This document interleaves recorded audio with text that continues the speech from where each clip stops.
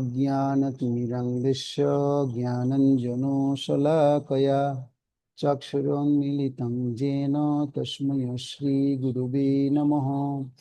श्रीचैतन्यमनोभीष्टं स्थापितं येन भूतले स्वयं रूपो कदा मह्यं सपोदान्तिकम् वन्देऽहं श्रीगुरु श्रीयुतपदकमलं श्रीगुरून् वैष्णवांश्च श्रीरूपं साग्रजातं सहगण रघुनाथान्वितं तं सजीवं साद्वैतं सावधूतं परिजनसहितं कृष्णचैतन्यदेवं श्रीराधाकृष्णपादान् सहगण ललिता श्रीविशाखान्वितांश्च नमो ओं विष्णुपादाय कृष्णपृष्ठाय भूतले श्रीमते भक्तिवेदान्तो स्वामिनीति नामिने नमस्ते सरस्वती देवे गौरवाणी प्रचारिणे निर्विशेष शून्यवादी पश्चात्पदेशतारिणे वाञ्छाकल्पतरुभ्यश्च कृपा सिन्धुभ्यैव च पतितानां पावनेभ्यो वैष्णवेभ्यो नमो नमः। हे कृष्ण करुणा सिंधु दीनबंधु जगतपते गोपेश गोपिका कांतो राधा कांतो नमस्तुते तप्त कांचन गौरांगी हे वृंदावनेश्वरी वृषभानुसुते देवी प्रणमामि हरिप्रिये नीलाचले निवासाय नित्याय परमात्मने बलभद्र सुभद्राभ्यां जगन्नाथाय ते नमः। जयो श्री कृष्ण चैतन्य प्रभु नित्यानंद श्री अद्वैत गदाधर शिवासादि गौर भक्तवृंद हरे कृष्णा कृष्ण कृष्ण हरे हरे हरे राम राम राम हरे हरे। ओम नमो भगवते वासुदेवाय। ओम नमो भगवते वासुदेवाय। ओम नमो भगवते वासुदेवाय। नारायणं नमस्कृत्य नरं चैव नरोत्तमं देवीं सरस्वतीं देशं ततो जयमुदीरयेत्। हरि ओम तत्सत्। यस्य प्रसादात् भगवत् प्रसादो यस्य प्रसादन्न गतिकुतोऽपि धायंस्तु वंशस्य यशस्य छन्दं वन्दे गुरुश्री चरणारविन्दं वन्दे गुरुश्री चरणारविन्दं वन्दे गुरुश्री चरणारविन्दं। हरे कृष्णा। সকলকে সুস্বাগতম জানাচ্ছি আমাদের ভক্তি শাস্ত্রী কোর্স 25তম ব্যাচের সমস্ত শিক্ষার্থীবৃন্দ। আপনারা সঠিক সময়ে উপস্থিত হয়েছেন, যার কারণে আমি অত্যন্ত কৃতজ্ঞতা অনুভব করছি। আপনারা যে সময় ধরে এত সুন্দর মতো ভগবানের দিব্য নাম জপ করেছেন এবং এই দিব্য নাম জপ করার মাধ্যমে আমাদের এই ক্লাসের পূর্ব প্রস্তুতি অর্থাৎ মানসিক পরিস্থিতিকে আমরা শান্ত করেছি। এ পর্যায়ে আমরা এখন ভগবদ গীতার প্রথম ইউনিটের আলোচনা শুরু করব। আমরা জানি, গতকালকে আমরা শুনেছি যে ভক্তি শাস্ত্রী কোর্সের আমাদের 4খানা বই পড়ানো হবে: ভগবদ গীতা, ভক্তি রসামৃত সিন্ধু, উপদেশামৃত, ঈশোপনিষদ। এই 4খানা বই আমরা পড়ব। তার মধ্যে প্রথম ইউনিটের প্রথম বই হচ্ছে ভগবদ গীতা, যথাযথ প্রথম অধ্যায় থেকে ষষ্ঠ অধ্যায় পর্যন্ত। তো আমি প্রত্যেক ভক্তদের কাছে আমার বিনম্র অনুরোধ জ্ঞাপন করছি, আপনারা সমস্ত ভক্তরা কৃপাপূর্বক আপনাদের ভগবদ গীতাটা আপনাদের সাথে রাখবেন। আজকে আমরা যেহেতু ভগবদ গীতার আলোচনা করছি এবং আলোচনার প্রসঙ্গ আমরা ভগবদ গীতা সম্পর্কে যথাযথ ভগবদ গীতা সম্পর্কে অনেক কিছু জানতে না পারলেও কিছু পরিমাণ শিক্ষা আমরা লাভ করতে পারবো, যেগুলো অনেক কিছু বিষয় আমাদের অজানা ছিল। তো এই বিষয়টার জন্য আমি প্রত্যেকের সহযোগিতা কামনা করছি। আপনারা কৃপাপূর্বক কি করবেন, এই ভগবদ গীতার কে সবসময় সাথে রাখবেন। যেহেতু আমাদের এই 6টা চ্যাপ্টার আপনাদেরকে কি করা হবে, প্রথম ইউনিট পড়ানো হবে। প্রথম অধ্যায়, দ্বিতীয় অধ্যায়, তৃতীয় অধ্যায়, চতুর্থ অধ্যায়, পঞ্চম অধ্যায় এবং ষষ্ঠ অধ্যায়। এই 6টা অধ্যায় যখন শেষ হবে, শেষ হওয়ার পর আপনাদের প্রথম ইউনিট শেষ হবে এবং প্রথম ইউনিট শেষ হওয়ার পর আপনাদের 1 সপ্তাহ পরে একটা পরীক্ষা নেওয়া হবে। আর সেই পরীক্ষাটাকে বলা হচ্ছে ক্লোজ বুক টেস্ট। অর্থাৎ একটা ছিল ওপেন বুক টেস্ট, আর একটা হবে ক্লোজ বুক টেস্ট। ওপেন বুক টেস্ট মানে আপনাদেরকে আহ বই দেখে দেখে আপনারা প্রশ্নের উত্তর লিখবেন। কি করবেন? বই দেখে দেখে আপনার প্রশ্নের উত্তর করবেন। এতে আপনারা 20 নাম্বার পাবেন। কত নাম্বার পাবেন? 20 নাম্বার পাবেন। আর বই বন্ধ করে আপনাদের একটা পরীক্ষা দিতে হবে। খুব সহজ পরীক্ষা, প্রশ্ন আগে দিয়ে দিব আমরা, আপনার প্রশ্নগুলো সব পড়ে নেবেন, অসুবিধা কিছু হবে না। ঠিক আছে? ভয়ের কোনো কারণ নেই। আপনারা সেই প্রশ্নের উত্তরগুলো আমি যখন পড়াবো, পড়ার সাথে সাথে সেই প্রশ্নের উত্তরগুলো আপনারা বের করে নেবেন। প্রত্যেক ভক্ত যেখানে এখানে যারা উপস্থিত আছেন প্রত্যেকের কাছে সেই অনুরোধটা করছি যে আপনারা সময়ের কাজ সময়ে যখন করে নেবেন, তখন আপনাদের পরবর্তীতে সেটা চাপ বলে অনুভব হবে না। তো আপনাদের সংক্ষিপ্ত প্রশ্ন থাকবে এবং রচনামূলক প্রশ্ন থাকবে। রচনামূলক প্রশ্ন লিখতে হবে 10টা, সংক্ষিপ্ত প্রশ্ন লিখতে হবে 8টা। টোটাল আপনাদের 75 নাম্বারের পরীক্ষা হবে। তাহলে এই প্রশ্ন উত্তরে আনসারের কত মার্ক হবে? সংক্ষিপ্ত প্রশ্ন উত্তরে হচ্ছে 2 নাম্বার করে আপনাদেরকে প্রত্যেক সংক্ষিপ্ত প্রশ্নের উত্তরের নম্বর বন্টন করা হয়েছে। তো এর মধ্যে আপনার 8 দুগুণ 16টা প্রশ্ন, 8টা প্রশ্ন, 8 দুগুণ 16 নাম্বারের পরীক্ষা হবে। আর রচনামূলকে আপনাদের প্রত্যেক প্রশ্নের মান হবে 5 নাম্বার করে। তাহলে আপনার সেখানে পাবেন আপনারা 5.50। আর কিছু উপমা থাকবে, যে উপমাগুলো ভগবত গীতায় আমরা পড়াবো। পড়ানোর সাথে সাথে আপনাদেরকে সেই উপমাগুলো, যে মডিউলটা আপনাদেরকে আমরা প্রিন্ট করতে বলেছি, সেই মডিউলের মধ্যে যে উপমাগুলো রয়েছে প্রত্যেক চ্যাপ্টার ওয়াইজ, সেই উপমাগুলো আপনারা কণ্ঠস্থ করে ফেলবেন। কেন কণ্ঠস্থ করবেন? সেই উপমাগুলো নিজের জীবনে প্রয়োগ করার জন্য। শাস্ত্র কার জন্য? শাস্ত্র নিজের জন্য। শাস্ত্র অন্যকে শাসন করার জন্য না, শাস্ত্র নিজেকে শাসন করার জন্য অধ্যয়ন করতে হয়। তো সেজন্য আমাদের অবশ্যই কি করতে হবে, যে পদ্ধতি নিয়ম নীতি আপনাদেরকে দিয়ে দেওয়া হচ্ছে সেই নিয়ম নীতি অবশ্যই আপনারা অনুশীলন করবেন। আর আপনাদের খুব বোঝা হয়ে যাবে যদি না আপনারা প্রতিদিনের কাজ প্রতিদিন যদি শেষ না করেন। আমার মনে পড়ে আমি যখন ভক্তি শাস্ত্রী কোর্স করছিলাম, আমি একটু পরিশ্রম করে কি করেছি, প্রশ্নের উত্তরগুলো বের করে নিয়েছি এবং বের করে আমি সেগুলো রিভিশন দেওয়া শুরু করতাম। আর প্রত্যেক শ্লোকগুলো প্রতিদিন আমি দুটো দুটো শ্লোক মুখস্থ দিয়ে দিতাম। তো এই ক্ষেত্রে আপনারাও সে একই কাজ করবেন। আপনাদের যে 40টা শ্লোক দিয়ে দেওয়া হয়েছে মডিউলে, দেখুন আপনাদের মডিউলের মধ্যে রয়েছে 40টা শ্লোক আপনাদেরকে কি করতে হবে, মুখস্থ করতে হবে ভক্তিশাস্ত্র কোর্সে। তো আপনাদেরকে যে পিডিএফটা আমি দিয়েছি সেই পিডিএফটার মধ্যে দেয়া আছে। মডিউলটা আপনারা প্রিন্ট, যারা আমাদের মন্দিরের কাছাকাছি আছে কেউ প্রিন্ট করবেন না, টাকা কেন খরচা করবেন? যারা আমাদের থেকে দূরে আছেন তারা প্রিন্ট করবেন। তো যারা আমাদের কাছাকাছি মন্দিরের কাছাকাছি আছেন, আমরা আপনাদের জন্য সুন্দর করে বাইন্ডিং করে রেখে দিয়েছি। আসবেন সাথে সাথে আমরা দিয়ে দিব। ঠিক আছে?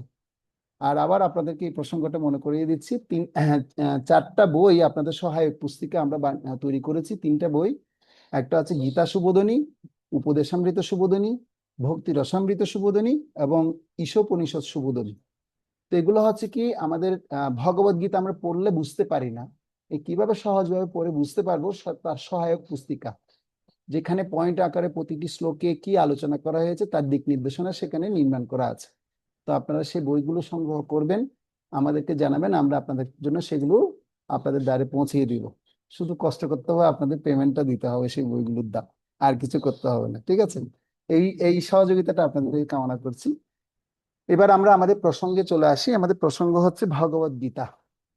এখন যদি আমি আপনাদের কাছে প্রশ্ন করি, আপনারা প্রত্যেকেই ছোটবেলা থেকে ভগবদ গীতা সম্পর্কে শুনেছেন, কম বেশি সবাই ভগবদ গীতা সম্পর্কে জানেন, ভগবদ গীতাকে স্পর্শ করেছেন, কোনো না কোনো শ্লোক ছোটবেলা থেকে আপনারা চর্চা করেছেন। কিছু কিছু শ্লোক তো আমাদের মুখস্থ হয়ে আছে। যেমন দুটো শ্লোক কিন্তু একদম সবারই মুখস্থ আছে। আমি বলি সেই দুটো শ্লোক: পরিত্রাণায় সাধুনাং বিনাশায় চ দুষ্কৃতাম ধর্ম সংস্থাপনার্থায় সম্ভবামি যুগে যুগে। সত্য কি মিথ্যা? তারপর কি? যদা যদা হি ধর্মস্য গ্লানির্ভবতি ভারত অদ্ভুত্থানাম অধর্মস্য। তারপর কি? অদ্ভুত্থানাম অধর্মস্য, বলতে পারছেন? আপনাদেরকে মিউট করে দিয়েছে সেজন্য পারছেন না। তো এইরকম ভাবে আমাদের যে শ্লোকগুলো, এই দুটো শ্লোক কিন্তু আমরা ছোটবেলা থেকেই মুখস্থ, আমাদের বাবা মা শিখিয়ে দিয়েছে, আমাদের পড়তে দিয়েছেন না? তো এটা কি আসলে আমাদের ভগবদ গীতা জানা? তো উত্তর হচ্ছে না, আসলে এটা আমাদের ভগবদ গীতা জানা না। সেই ভগবদ গীতাকে আমাদের কিভাবে জানতে হবে? আমাদের শিল প্রভুপাদ ইংরেজিতে একটা শব্দ তিনি সবসময় বলে যে আমাদের শাস্ত্র পড়তে হবে স্ক্রুটিনিস ভাবে। স্ক্রুটিনাইজ মানে পুঙ্খানুপুঙ্খ ভাবে, একদম খুব নিপুণ ভাবে, নিখুঁত ভাবে আপনাদের করতে হবে। ঠিক আছে? তো আমি শাস্ত্র নিপুণ ভক্তদাস আসছি আপনাদেরকে ভগবদ গীতার নিপুণ ভাবে কিছু ব্যাখ্যা করার জন্য, কিন্তু আমি জানি না, আমার অত দক্ষতা নেই, কিন্তু আমি চেষ্টা করবো আপনাদেরকে আমার যোগ্যতা অনুসারে সেই ভগবদ গীতার যা ব্যাখ্যা আছে, আমাদের বৈষ্ণবদের সহযোগিতা নিয়ে পূর্বতন আচার্যবৃন্দদের যা শিক্ষা, সেই শিক্ষাগুলোকে আপনাদের মাঝে অ্যাজ ইট ইজ পরিবেশন করার জন্য। তো আমি, আমার যদি কোনো মন গড়া যদি কোনো ব্যাখ্যা হয়ে থাকে, আপনারা সেটা আমাকে প্রশ্ন উল্লেখ করবেন, আমি সে জায়গায় আমার ভুলটা আমি সংশোধন করে নিব। তো আমি এখন আপনাদের কাছ থেকে জানতে চাই যে আসলে এই ভগবদ গীতা কি? কে কে বলতে চান? দেখে হাত তুলুন তো। আপনারা কি বুঝেন ভগবদ গীতা সম্পর্কে? হাত তুলবেন, তারপর আমি আপনাকে সুযোগ দিব, না হলে সবাই সাউন্ড অন করে কথা বলতে থাকবে।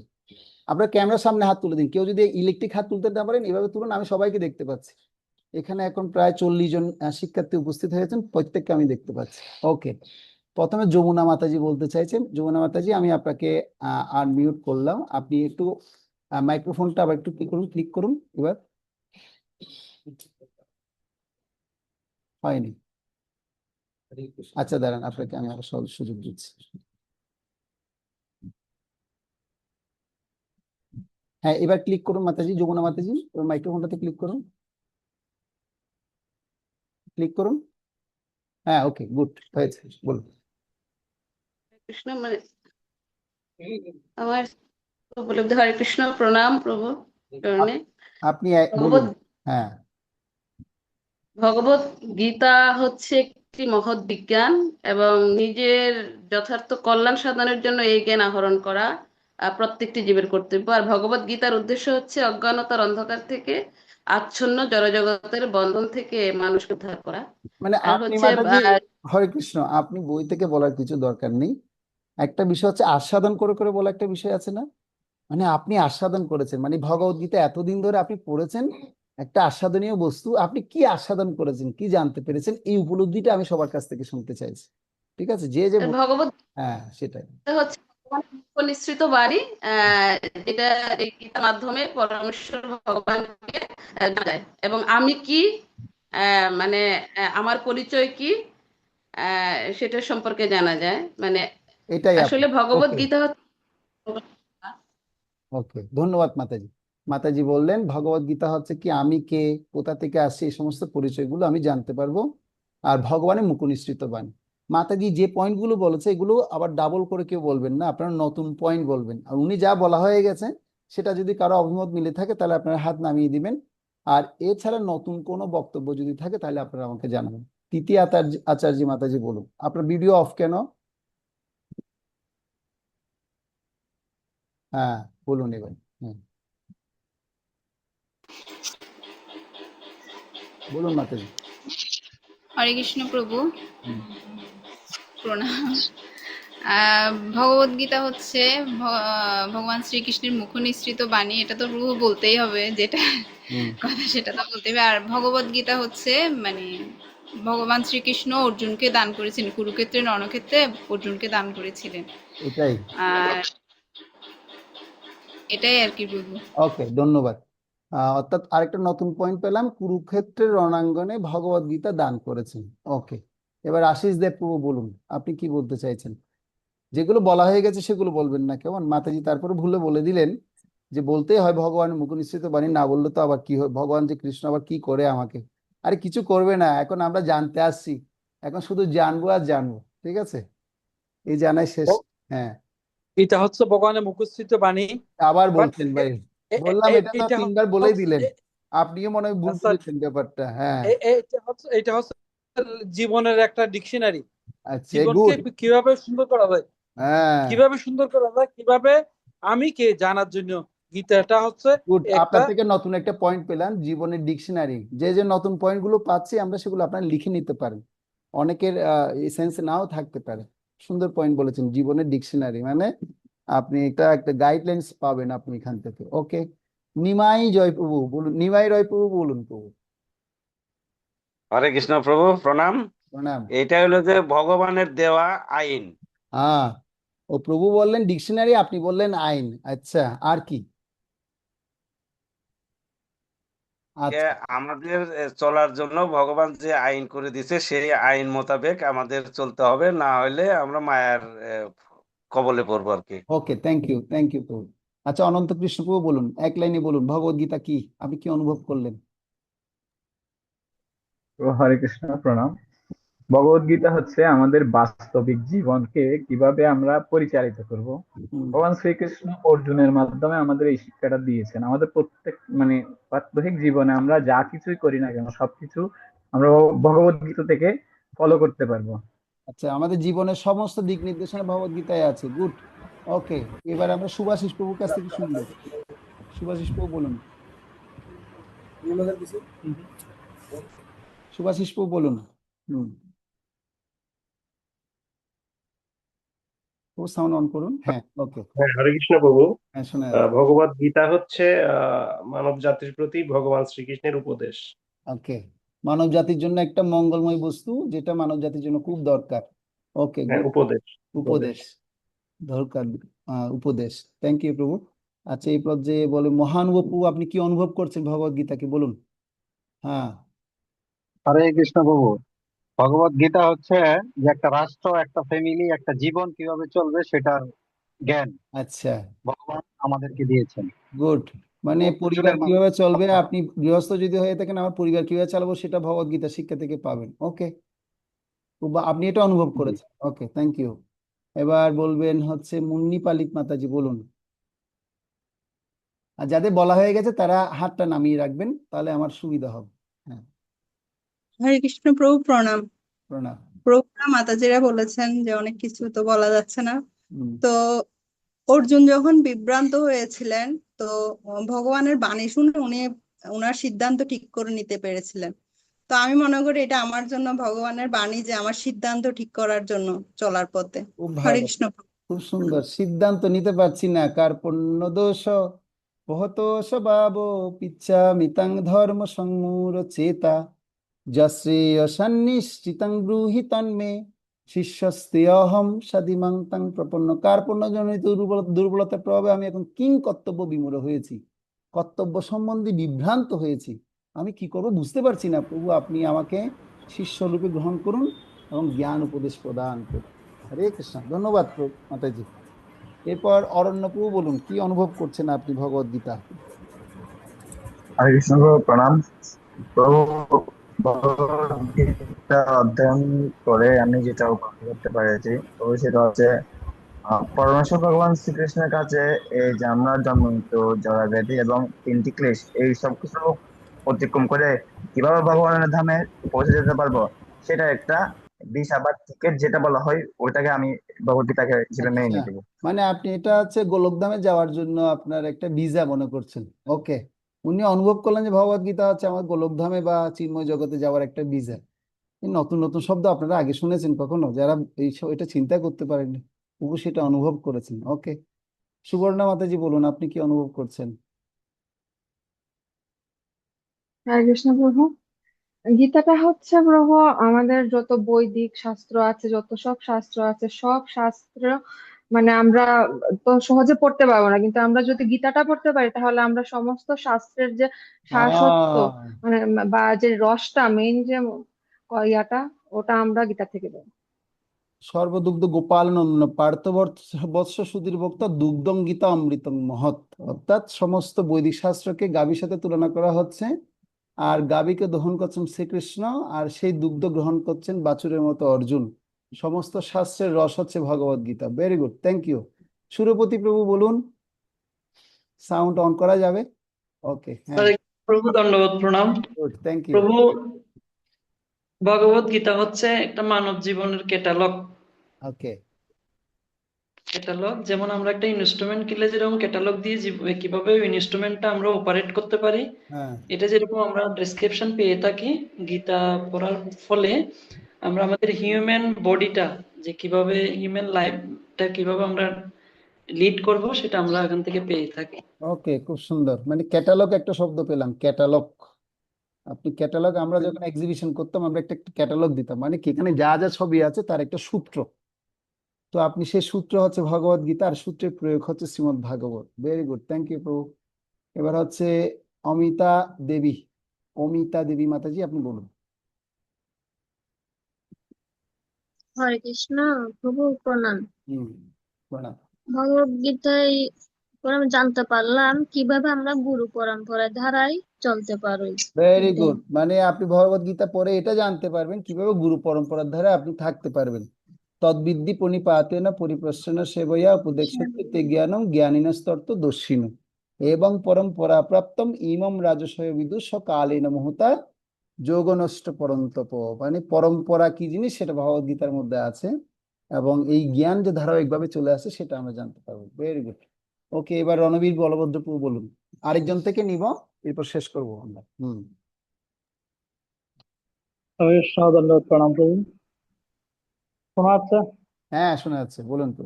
সুন্দর।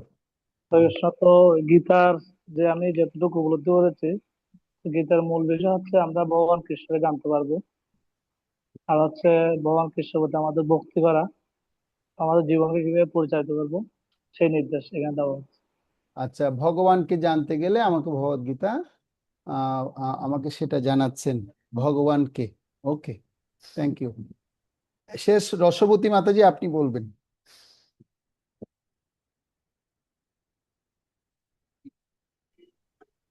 হরে কৃষ্ণ, প্রণাম প্রভু। প্রণাম মাতাজি, বলুন। ভগবদ গীতা জড় জগতের মায়ার বন্ধন থেকে কিভাবে মুক্ত হওয়া যায়, গীতা প্রভু আচ্ছা, জানতে মানে চাই। মাতাজি বুঝতে পেরেছেন সংসারে এত কষ্ট ঝামেলা, আর এই মায়া থেকে মুক্তি পেতে গেলে ভগবত গীতা আমাকে পড়তে হবে, সে পথটা আমাকে জানাচ্ছে, সেজন্য আমি এখান থেকে জানতে পারবো। তিনি সেটা অনুভব করেছেন। ওকে, এবার আপনারা তো জানালেন, আরো অনেকে জানাননি। প্রায় 40 জন ভক্ত, 42 জন ভক্ত এখানে রয়েছেন। অনেক ভক্ত এখনো জানাননি। কেন আপনারা জানাননি? আপনারা কি জানেন না ভগবত গীতা কি? আরে আপনারাও জানেন ভগবত গীতা কি। আপনারা এখানে যা বক্তব্য বলে ফেলেছে বিধায় আপনারা হয়তো বলছেন না, কিন্তু এখন কিছু আপনাদেরকে এরকম ইনফরমেশন দেওয়া হবে যেগুলো আপনাদের অনেক কিছু বিষয় আপনাদের অজানা ছিল। ভগবত গীতা সম্পর্কে আজকে আমরা জানবো, ভগবত গীতা আসলে প্রকৃতপক্ষে আমাদেরকে কি শিক্ষা দিচ্ছে। তো আপনাদের যদি কারো কোনো প্রশ্ন বা মন্তব্য থাকে, সে প্রশ্ন এবং মন্তব্যটা আপনারা পরে করবেন। কোনো প্রশ্ন আসলে সাথে সাথে সেটা লিখে নেবেন, আপনারা নোট করে রাখবেন। আমি এখন আপনাদেরকে কি করছি, সবারকে সাউন্ডটা অফ করে দিচ্ছি, যেন ডিস্টার্ব যেন না হয়, কারণ আমি অনেক গুরুত্বপূর্ণ প্রসঙ্গ আলোচনা করব। সেজন্য আপনাদের এই সমস্যাটা যেন অন্যদের এক কারণে সমস্যাটা যেন না হয়, সেভাবে আমি আপনাদেরকে সহযোগিতা করার চেষ্টা করছি। ঠিক আছে? তাহলে আপনারা অনেকে বললেন ভগবত গীতা হচ্ছে ভগবানের মুখনিসৃত জ্ঞান, ভগবত গীতা হচ্ছে আমাদের জীবনের গাইডলাইন, ভগবত গীতা হচ্ছে আমাদের একটা ক্যাটালগ, অনেকে বললেন। তো এখন মূল ব্যাপার হচ্ছে এই যে ভগবত গীতা আমাদের জন্য ভগবান শ্রীকৃষ্ণ এই জগতে নিয়ে আসছেন। প্রকৃতপক্ষে এই গীতাকে যদি আমরা বিবেচনা করে দেখি, ভগবত গীতা কি? প্রথম কথা হচ্ছে ভগবত গীতা হচ্ছে একটা গীত। একটা কি? গীত। গীত মানে বুঝেন? গীত, গীত কথাটা বুঝেন আপনারা? শুধু মাথা নাড়লে হবে, বুঝেন কি না? গীত মানে কি? গীত মানে এখানে একটা, দেখবেন আমরা যখন গান শুনি, তো সে গানের কিছু কি থাকে, কিছু সিস্টেম থাকে, ছন্দ থাকে, লয় থাকে, তাল থাকে। তো এই ভগবত গীতা হচ্ছে ভগবান শ্রীকৃষ্ণের একটা গীত, ভগবানের গীত। ভগবান সেটা গেয়েছেন। ভগবান কি করেছেন? সেটা তিনি পরিবেশন করেছেন, তিনি সেটা গেয়েছেন। তাহলে আমরা প্রথম সিদ্ধান্ত পেলাম ভগবত গীতা হচ্ছে একটা গীত, যেটা এই গীতটা তিনি কোথায় শোনালেন? তিনি কুরুক্ষেত্র রণাঙ্গনে শুনিয়েছেন। ভগবান শ্রীকৃষ্ণ কুরুক্ষেত্র রণাঙ্গনে তার সখা অর্জুনকে শুনিয়েছেন। তো গীতটা আবার কেমন, তার ধরনটা কেমন? ধরনটা হচ্ছে কি, কথোপকথনের মধ্যে সেটা কি হয়েছে, সেটা আলোচনা হয়েছে।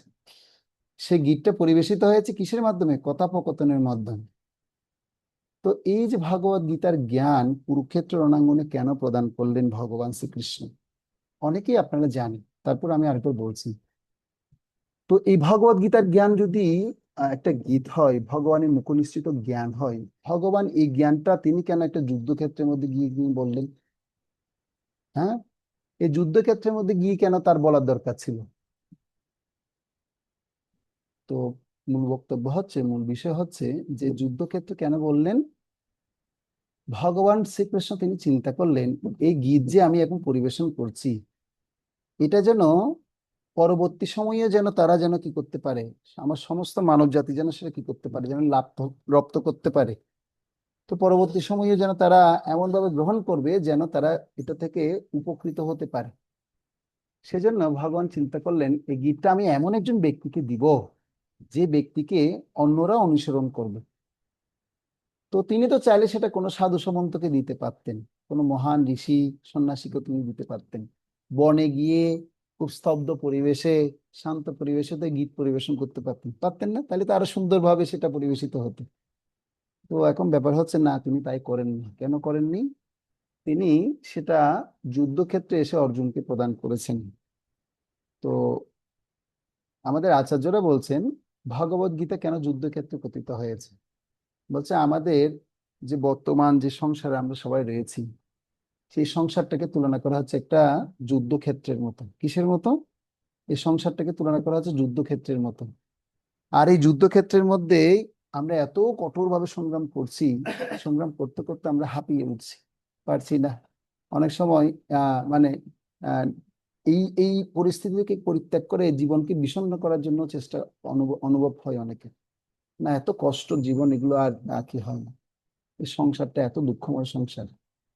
তো ভগবান তখন চিন্তা করে ভাবলেন যে না, এমন একজন ব্যক্তিকে দিতে হবে যে সংসারের মধ্যে থেকেও, এত দুঃখ কষ্টের মধ্যে থেকেও সে কি করতে পারে, সে যদি এই গীতার জ্ঞান গ্রহণ করতে পারে তাহলে সমগ্র মানব জাতি তাহলে তাকে কি করবে? অনুসরণ করবে, তার শিক্ষাকে সে গ্রহণ করতে পারবে। সেজন্য তিনি কি নিলেন? একটা পরিবারের একটা ব্যক্তিকে খুঁজে নিলেন। আবার কোনো সাধারণ পরিবারের মানুষ খুঁজে নেননি, একটা ক্ষত্রিয় পরিবারের একজন শ্রেষ্ঠ ব্যক্তিকে তিনি খুঁজে নিয়েছেন, যিনি বিদ্যা বুদ্ধি বলে মনোযোগে সব দিকে তিনি পারদর্শী ছিলেন। তিনি কে ছিলেন? অর্জুন ছিলেন। অর্জুনকে তিনি খুঁজে নিলেন। আর এই অর্জুনকে খুঁজে নেওয়ার পর তিনি দেখতে পাচ্ছেন অর্জুনের মধ্যে সমস্ত কোয়ালিটিস বিদ্যমান রয়েছে। এরকম ভগবান কৃষ্ণ হচ্ছে আমার সখাকে আমি দিব। অর্জুনকে মধ্যে আমি অনেক গুড কোয়ালিটিস দেখেছি, তার মধ্যে অনেক ভালো ভালো ডিগ্রিও আছে এবং তার আচার আচরণও সৎ রয়েছে, সেজন্য আমি তাকে দিব। এবং সে ধর্মপরায়ণ ধার্মিক ছিল। তখন কি করলেন ভগবান? সেই সংসারী ব্যক্তি অর্জুনকেই ভগবদ গীতার জ্ঞান প্রদান করেছেন। ভগবদ গীতার জ্ঞান অর্জুনকে প্রদান করেছেন। সেই জন্য ভগবদ গীতা, তাহলে যদি আমরা এখন কি পাচ্ছি, ভগবদ গীতা কি? ভগবদ গীতা হচ্ছে ভগবানের গীত। ভগবান শ্রীকৃষ্ণ তার সখা অর্জুনের মধ্যে একটা কথোপকথন বা একটা সংলাপ। এবার প্রশ্ন হচ্ছে ভগবদ গীতা তাহলে কে রচনা করেছেন? ভগবদ গীতার মূল রচয়িতা কে? তো এবার আমি আপনাদেরকে কিছু শব্দ বর্ণনা করব যেগুলো আপনার ওই স্থানে না গেলে সে অনুভূতিটা আসবে না। তো আমি আপনাদেরকে এখন নিয়ে যাচ্ছি বদ্রীনাথ ধামে। কোথায় নিয়ে যাচ্ছি? বদ্রীনাথ। কে কে গিয়েছেন বদ্রীনাথ? দেখে হাত তুলুন তো, এইভাবে মাইক্রোফোনের সামনে হাত তুলুন। বদ্রীনাথ কারা কারা গেলেন? কেউ তো জাননি আপনারা। তো সে বদ্রীনাথে আমি গিয়েছি। সে বদ্রীনাথ ধামে একটা জায়গা রয়েছে, কেউ জাননি বদ্রীনাথে? ওমা, কেউ তো জাননি দেখি। আপনাদের ইনভাইটেশন রইলো, আপনারা বদ্রীনাথ যাবেন। আমাদের তীর্থযাত্রা যাই, 4 ধাম ট্যুরে আপনারা যাবেন, সেখানে গিয়ে আপনারা ঘুরে আসবেন। একবার অন্তপক্ষে যেতে হবে জীবন, গিয়ে একবার ঘুরে আসবেন। তো সেই বদ্রীনাথ ধামে একটা স্থান আছে ব্যাস গুফা, পাশে রয়েছে গণেশ গুফা।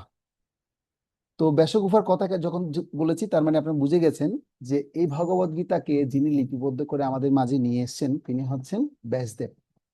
তিনি কি করলেন? 18টি প্রধান পুরাণ, মহাভারত, বেদান্ত সূত্র সমস্ত কিছু রচনা করেছেন ভগবানের সপ্তাবেশ অবতার ব্যাসদেব, যাকে বলা হয় কৃষ্ণ দ্বৈপায়ন ব্যাসদেব। কৃষ্ণ দ্বৈপায়ন বেদব্যাস বলা হয় তাকে। আর কৃষ্ণ দ্বৈপায়ন ব্যাসকে, এই বেদব্যাসকেও বলা হয় এই যে তিনি ভগবদ গীতাকে রচনা করে আমাদের জন্য নিয়ে আসছেন। তাই কথা আছে ভগবান শ্রীকৃষ্ণই তো ভগবদ গীতা রচনা করেছেন, তো তিনি কেন আবার আবার এভাবে রচনা করার কি দরকার ছিল? তো ব্যাপার হচ্ছে ভগবান শ্রীকৃষ্ণ তো এই ভগবদ গীতার জ্ঞান তো মুখে বর্ণনা করেছেন, কিন্তু লিখিত আকারে ছিল না। তো লিখিত আকারে কার কৃপার ফলে আমরা প্রাপ্ত হচ্ছি? সে ব্যাসদেবের কৃপার ফলেই আমরা সেটা প্রাপ্ত হয়েছি। এই ব্যাসদেব হচ্ছেন ভগবানের সপ্তবেশ অবতার। কিন্তু এই ভগবদ গীতার শিক্ষা আমি যদি আপনাদেরকে যদি প্রশ্ন করি, ভগবদ গীতা কখন কথিত হয়েছিল? তো আপনারা জানেন 5000 বছর পূর্বে এই ভগবদ গীতা কথিত হয়েছিল। কিন্তু এই 5000 বছর পূর্বে ভগবদ গীতা কথিত হয়েছিল তাই নয়, অর্জুনকে প্রথম ভগবদ গীতার জ্ঞান দিয়েছেন তাই নয়। এই ভগবদ গীতার জ্ঞান প্রথমে ভগবান শ্রীকৃষ্ণ এই ভগবদ গীতার জ্ঞান প্রদান করেন সূর্যদেব বিভূষণকে, যেটা 12,40,00,000 বছর পূর্বে সেটা কি হয়েছে, কথিত হয়েছে। তো আমরা যখন চতুর্থ অধ্যায়ে যাব, সেখানে আমরা এই শ্লোক সম্পর্কে প্রভুপাদ তাৎপর্য ব্যাখ্যা করেছেন। এই ভগবদ গীতার জ্ঞান প্রথমে সূর্যদেব বিভূষণকে কখন দিয়েছিলেন, তো এই বিষয়গুলো আপনারা কম বেশি সবাই জানেন। তাহলে আমরা বুঝতে পারছি ভগবদ গীতার জ্ঞান 12,40,00,000 বছর পূর্বে সূর্যদেব বিভূষণকে দিয়েছেন, কিন্তু সেটা পরম্পরা ক্রমে নষ্ট হয়ে যাচ্ছে। প্রায় যখন নষ্ট হয়ে যাচ্ছে, তখন পুনরায় সে ভগবদ গীতাকে ভগবান কি করলেন, আবার প্রতিস্থাপন করলেন। কাদের মাধ্যমে প্রতিস্থাপন করলেন? এটা কেন নষ্ট হয়ে যাচ্ছে তার একটা ইতিবৃত্তি কাহিনীও রয়েছে কিন্তু। তো সেই কাহিনীটা আমি আপনাদেরকে এখনই বলে দিচ্ছি, আপনারা সেটা খুব মনোযোগ দিয়ে শুনবেন। এই যে ভগবদ গীতার জ্ঞান 12,40,00,000 বছর পূর্বে সূর্যদেবকে দিয়েছে, হয়ে গেছে। রাজর্ষিকে দিয়েছেন, সূর্যদেব হচ্ছেন সূর্যদেব বিভূষণ হচ্ছেন সেই রাজর্ষি রাজা, তাকে দিয়েছেন, হয়ে গেছে। তো সেটা আবার পুনরায় কেন আবার অর্জুনকে দিলেন? তার কারণ কি? তার কারণ কি? এরকম একটা সুন্দর কি রয়েছে, কাহিনী রয়েছে, যেটা একদম বাস্তব ঘটনা ঘটেছিল গৌতম মুনির সাথে। তো গৌতম মুনি ছিলেন তৎকালীন সময়ে একজন কঠোর তপস্বী, একজন ঋষি। তো সেই ঋষিবর তিনি তপস্যা বলে তার এমন যোগ্যতা অর্জন করেছেন, ভগবান থেকেও তিনি এমন কৃপা প্রাপ্ত হয়েছিলেন। সে কৃপার ফলে তিনি ভগবানের মনকে জয় করে ফেলেছিলেন। সেজন্য ভগবান তাকে আশীর্বাদ করে এমন বর দিয়েছিলেন, সারা পৃথিবীতে যদি সব জায়গায় খরা হলো, সারা পৃথিবীতে সব জায়গায় যদি অভাবগ্রস্ত হলো, কিন্তু তোমার আশ্রমে মুনিবর কখনো কি হবে না, কখনো অভাবে কিছু হবে না। আর এই ঘোষণা সারা পৃথিবী জেনে গেছে। তো তখন হয়েছে কি, আপনার যখন রাজর্ষিরা রাজ্য পরিচালনা করছেন ভারতবর্ষের, তো সে সময়ে গৌতম ঋষি যেখানে অবস্থান করতেন, সেই সময়ে সেই রাজ্যে সে রাজারা সহ আরো অন্যান্য যত সমস্ত বড় বড় রাজারা ছিলেন, পার্শ্ববর্তী এলাকায় বিশাল খরা দেখা দিয়েছে। রাজাদের রাজ্যের খরা দেখা দেওয়ার কারণ কি? ওই সময় কিছু অধর্ম নীতি অনুশীলন হয়েছে, আমি ওদিক দিয়ে ডিটেলস যাচ্ছি না। সে অধর্মের কারণে এমন খরা দেখা দিয়েছে, যার কারণে রাজ্যে বিশালভাবে অভাব দেখা দিয়েছে। আর সেই বিশাল অভাবের কারণে তখন সেখানে মানুষ প্রায় মৃত্যুপন্ন হয়ে গেছে। তখন রাজ্যের রাজার কর্তব্য হচ্ছে প্রজাদের রক্ষা করা, কিন্তু এখন রাজারা তো এখন পুরা তাদের অবস্থা তো খুব খারাপ। তারা এখন নিজেরা বাঁচতে পারছে না, অন্যদের রক্ষা করবে কিভাবে? তখন তারা বুঝতে পারলেন যে আমাদের একমাত্র রক্ষা করতে হচ্ছে এই গৌতম ঋষির কাছে আমাদের যেতে হবে। এবং গৌতম ঋষির কাছে তারা গেলেন, গিয়ে মানে পাহিমাম পাহিমাম ঋষি, আপনি আমাদের রক্ষা করুন, রক্ষা করুন, রক্ষা করুন, এ বলে তার কাছে গিয়ে তারা শরণাপন্ন হলেন। আর গৌতম ঋষি বলছে, এটা আমার পরম সৌভাগ্য যে আপনারা আসছেন। কি হয়েছে বলুন? বলছে, রাজ্যে অনেক খরা দেখা দিয়েছে মণিবর, এখন আপনি তো ভগবানের প্রিয় সন্তান, আপনাকে তো ভগবান আশীর্বাদ প্রদান করেছে, আপনি একটু আমাদের সমস্ত প্রজা সহ আমাদেরকে একটু আশ্রয় প্রদান করুন। বলছে, এটা আমার পরম সৌভাগ্য। গৌতম মুনি খুব খুশি হয়ে গেছেন, কারণ রাজারা এসে কার আশ্রয় নিয়েছে? মুনির আশ্রয় নিয়েছে, মানে এটা বিশাল ব্যাপার। সবাই রাজার আশ্রয় নেয়, কিন্তু এখন রাজারা এসে মুনির আশ্রমে এসছে, মানে এটা বিশাল একটা সৌভাগ্যের ব্যাপার। আর মুনি বড় খুশি হয়ে গেছে, বলে আপনারা এখানে যতদিন ইচ্ছা ততদিন থাকুন, যতদিন খরা দূর হবে না তার জন্য আমি আপনাদেরকে সহযোগিতা করবো। আমি আপনাদেরকে যাগযজ্ঞের মধ্যে আমি সহযোগিতা করবো, আমি নিজে স্বয়ং আপনাদেরকে সে খরা দূর করার জন্য আমি চেষ্টা করবো। এরপর কি করলেন মুনিবর? সবাইকে রাখলেন। এবার রাজারা তাদের দিনাতিপাত করছে, 1 দিন 2 দিন 3 দিন 4 দিন, এবার করে করে 1 মাস 2 মাস 3 মাস সময় চলে যাচ্ছে। তো যেতে যেতে এদিক দিয়ে তারা প্রচেষ্টা করছে কিভাবে খরাটাকে দূর করা যায়, ভগবানকে কিভাবে প্রসন্ন করা যায়। তখন বিভিন্ন যজ্ঞের মাধ্যম দিয়ে ভগবানকে প্রসন্ন করা হয়েছে। প্রসন্ন করার পর তখন সেই স্থানে প্রচন্ড বৃষ্টি কি হয়েছে, তখন প্রচন্ড বৃষ্টি হয়, আর বৃষ্টি হওয়ার ফলে আবার শস্য ফলাদি উৎপন্ন হয়। আর সেই শস্য ফলাদি উৎপন্ন পরে তখন তাদের অভাব আবার দূর হয়ে গেছে। এখন আশ্রয় নিয়েছেন গৌতম ঋষির আশ্রমে সমস্ত রাজা এবং ঋষিরা সমস্ত প্রজারা সেখানে আছেন। তো এখন তারা বলছেন, মহর্ষি, আমাদের তো এখানে এখন খরা দূর হয়ে গেছে আপনার আশীর্বাদে, আপনার কৃপার ফলে। এখন আপনি যদি আমাদেরকে আদেশ দেন তাহলে আমরা আমাদের রাজ্যে ফিরে যেতে চাই। তো গৌতম ঋষি একটু কি করলেন, মনের মধ্যে একটু তার মধ্যে একটু সূক্ষ্মভাবে একটু প্রতিষ্ঠার বাসনা চলে এসেছে আর কি। স্বাভাবিকভাবে রাজারা তার এখানে ছিলেন, তখন তিনি কি করলেন, রাজাদেরকে বলছেন, না আপনারা আর কিছুদিন থেকে যান এখানে, আপনারা আর কিছুদিন থাকুন, যাবেন আর।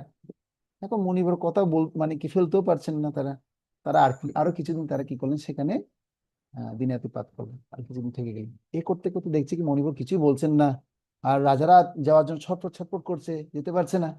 তখন তারা রাজারা সিদ্ধান্ত নিলেন, না মুনিবরকে এবার লাস্ট বলবো, এবার যদি না বলেন তাহলে আমাদের অন্য কোনো পরিকল্পনা করতে হবে কিভাবে আমরা যেতে পারি।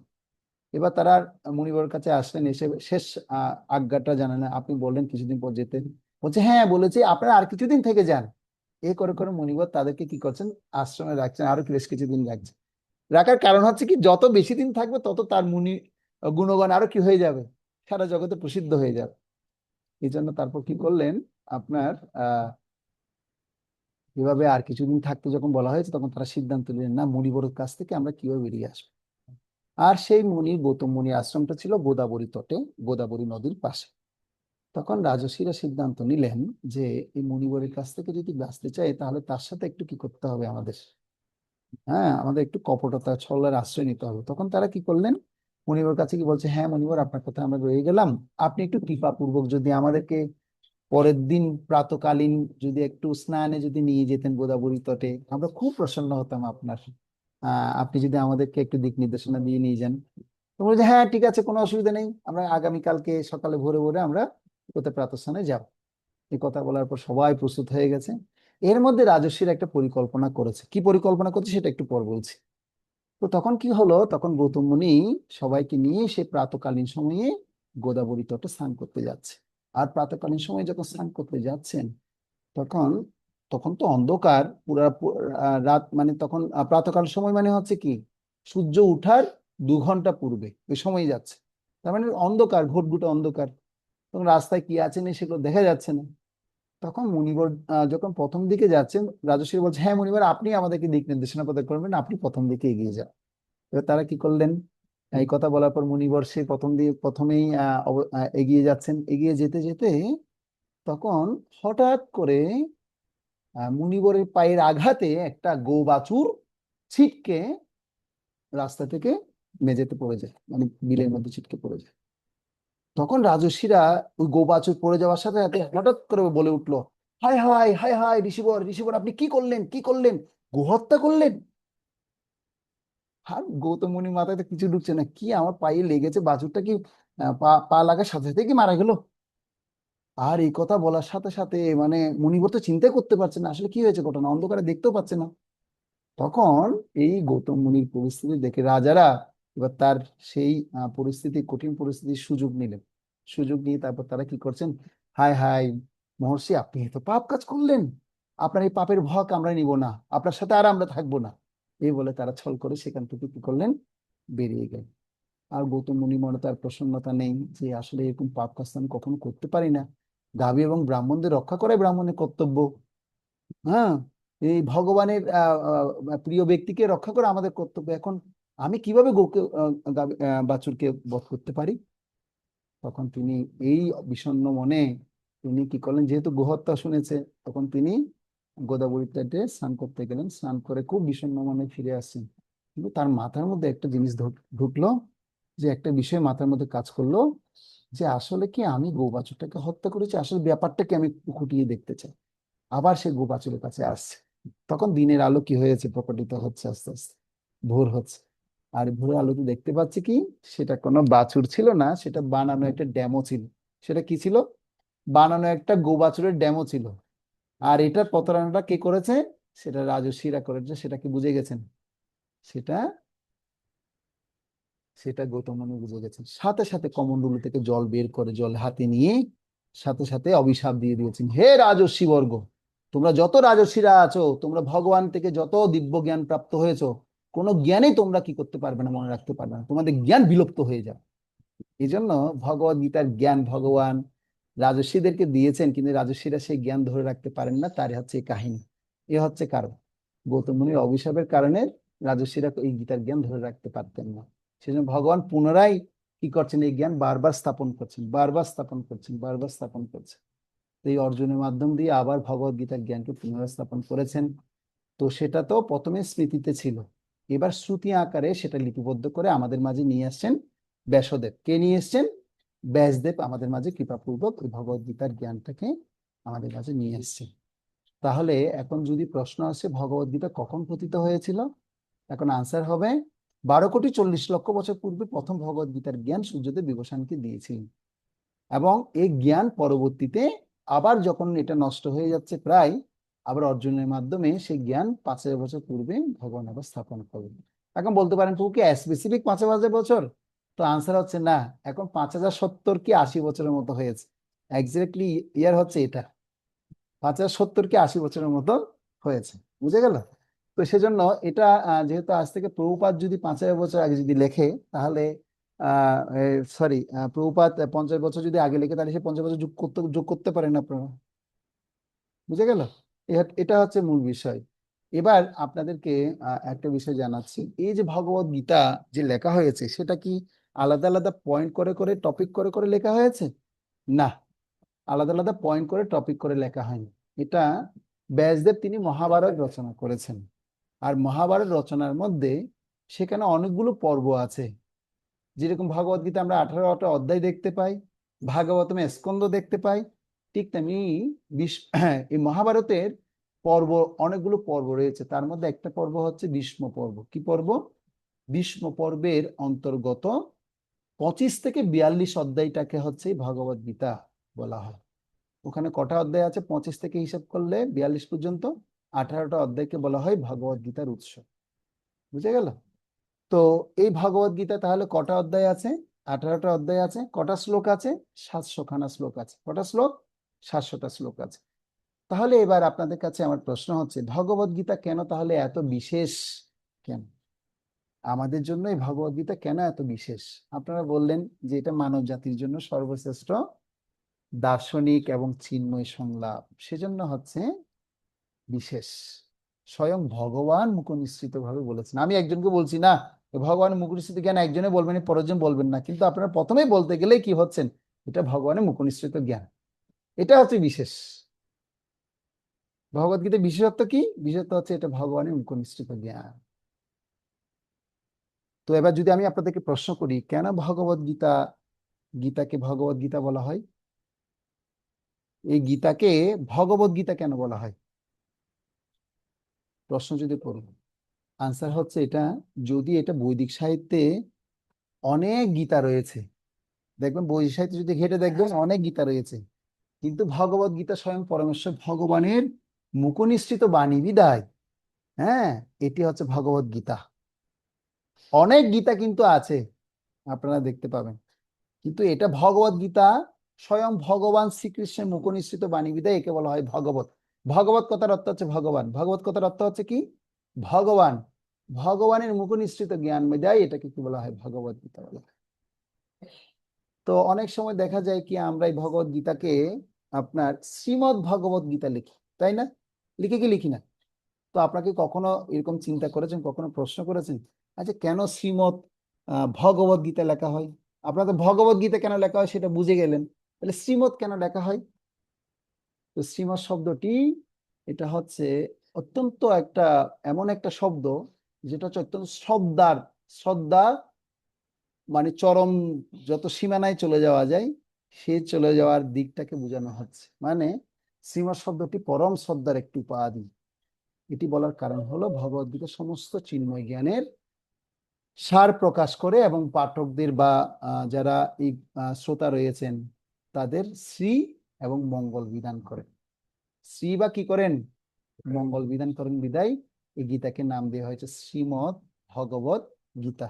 এখন যদি কেউ আপনাদেরকে প্রশ্ন করে আচ্ছা, আপনারা যে ভগবত গীতা পড়ছেন, আপনাদের ভগবত গীতা লেখা আছে শ্রীমদ্ ভগবত গীতা, আর ইসকনে ভগবত গীতা লেখা আছে শ্রীমদ্ ভগবত গীতা যথাযথ। যদি বলা হয় যথাযথ কেন বলা হয়েছে, তখন আপনারা তো সবাই কম বেশি যেহেতু প্রচার করেন, আপনারা উল্লেখ করে দেন ভগবত গীতা যথাযথ এই জন্য বলা হয়েছে কারণ ভগবান যা বলেছে অ্যাজ ইট ইজ সেই মনোভাব নিয়ে এই ভগবত গীতা তৈরি হয়েছে। আমরা যারা ইসকনের প্রচারক বৃন্দরা যারা আছে, আমরা এইভাবে প্রচার করি। ভগবত গীতার প্রায় পৃথিবীতে 500টিরও অধিক ভার্সন আছে, অক্সফোর্ড ইউনিভার্সিটি, ক্যামব্রিজ ইউনিভার্সিটি, এটা পাঠ্যপুস্তক। কিন্তু আপনারা আমাদের ভগবত গীতা স্পেশালিটি হচ্ছে এটা অক্সফোর্ড ইউনিভার্সিটি, ক্যামব্রিজ ইউনিভার্সিটি কেন পাঠ্যপুস্তক, এটা হচ্ছে যথাযথ। সেজন্য প্রত্যেক ভগবত গীতায় কিন্তু ভগবান শ্রীকৃষ্ণকে কি করা হয়নি, সেখানে ভগবান বলে নির্মাণ করা হয়নি, সেখানে ছাপিয়ে রাখা হয়েছে, ভগবানকে লুকিয়ে রাখা হয়েছে। অনেক ভগবত গীতা এরকম রয়েছে যেখানে নিজেকে ভগবান বানানো হয়েছে, পরমাত্মাকে ভগবান বানানো হয়েছে, কিন্তু ভগবান শ্রীকৃষ্ণকে অ্যাজ ইট ইজ ভগবান বানানো হয়নি। তো পরমেশ্বর ভগবান শ্রীকৃষ্ণকে যদি ভগবান বানানো হতো, তাহলে এই পৃথিবীতে যা 500টি এরকম অধিক ভগবত গীতার ভাষণ তৈরি হতো না, একটা ভগবত গীতায় যথেষ্ট হয়ে যেত। আর সে সমস্ত ভগবত গীতায় শুদ্ধ ভক্তির কথা বর্ণনা ছিল না বিদায় এই জগতে মানুষ শুদ্ধ ভক্ত হতে পারেন। শিল প্রভুপাদ এসে ভগবানের যে অ্যাজ ইট ইজ চিন্তা ভাবনা, সেটাকে তাৎপর্য বিশ্লেষণ করে জগৎবাসীর কাছে অ্যাজ ইট ইজ ভাবে পরিবেশন করেছেন বিদায় আজকে সারা পৃথিবীতে অনেক এরকম শুদ্ধ ভক্ত আমরা দেখতে পাচ্ছি, অনেক শুদ্ধ ভক্ত আমরা দেখতে পাচ্ছি, যাদের কারণে আমরাও কৃষ্ণ মনোময় হতে পারছি। তো এবার আপনাদের কাছে প্রশ্ন হচ্ছে, এই যে ভগবত গীতা আপনারা শুনে উপলব্ধি করে বললেন যে মানব জাতির জন্য শিক্ষা, ভগবান সম্পর্কে জানছি, আমরা অনেক কিছু জানতে পারি। আসলে ভগবত গীতা পড়লে কি জানতে পারবেন? ভগবত গীতা পড়লে আপনি 5টা বিষয় জানতে পারবেন: ঈশ্বর, জীব, প্রকৃতি, কর্ম এবং কাল। ঈশ্বর, জীব, প্রকৃতি, কর্ম, কাল, এই 5টা বিষয় হচ্ছে ভগবত গীতার আলোচ্য বিষয়। তো তাহলে গীতায় বর্ণিত আমরা অনেকগুলো শিক্ষা দেখতে পাই। তার মধ্যে আমি আপনাদেরকে শুনিয়েছিলাম না অন্য কোথাও, ভগবত গীতার 4টা যোগের কথা বলা হয়েছে। এই 4টা যোগগুলো কি কি আপনারা জানেন, যে কর্মযোগ, জ্ঞান যোগ, অষ্টাঙ্গ যোগ এবং ভক্তি যোগ। কর্মযোগ, জ্ঞান যোগ, অষ্টাঙ্গ যোগ এবং ভক্তি যোগের কথা ভগবত গীতায় বলা হয়েছে। তো এই যে ভগবত গীতা, এই ভগবত গীতা সারা বিশ্বে সমাদৃত হচ্ছে, বিশেষ করে শিল প্রভুপাদের লেখা ভগবত গীতা যথাযথ।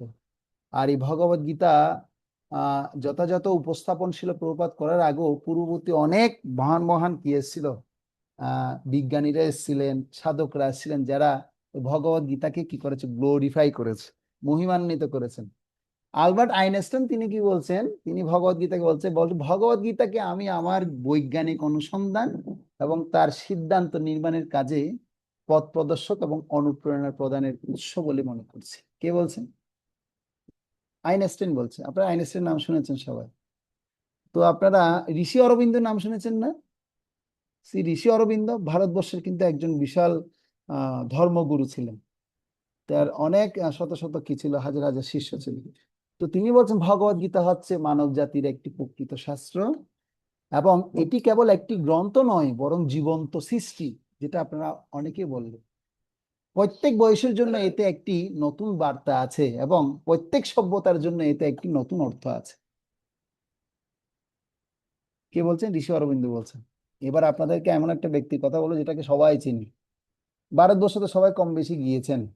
ভারতের টাকার মধ্যে যে মানুষটার ছবি আছে সেই মানুষটার নাম কি? মহাত্মা গান্ধী। এক কথায় কে? মহাত্মা গান্ধী। আর আমাদের ভগবত গীতা, এই যে বড় ভগবত গীতা আমার হাতে আছে দেখতে পাচ্ছেন, এই গীতার পিছনেও লেখা রয়েছে, একটা হলুদ বর্ডার করে লিখে দেওয়া আছে। কি করা আছে? হলুদ বর্ডার করে কোট করা আছে, এই দেখছেন হলুদ অংশটা। তো সেই অংশটা আমি আপনাদেরকে দেখে দেখে পড়ে শোনাচ্ছি।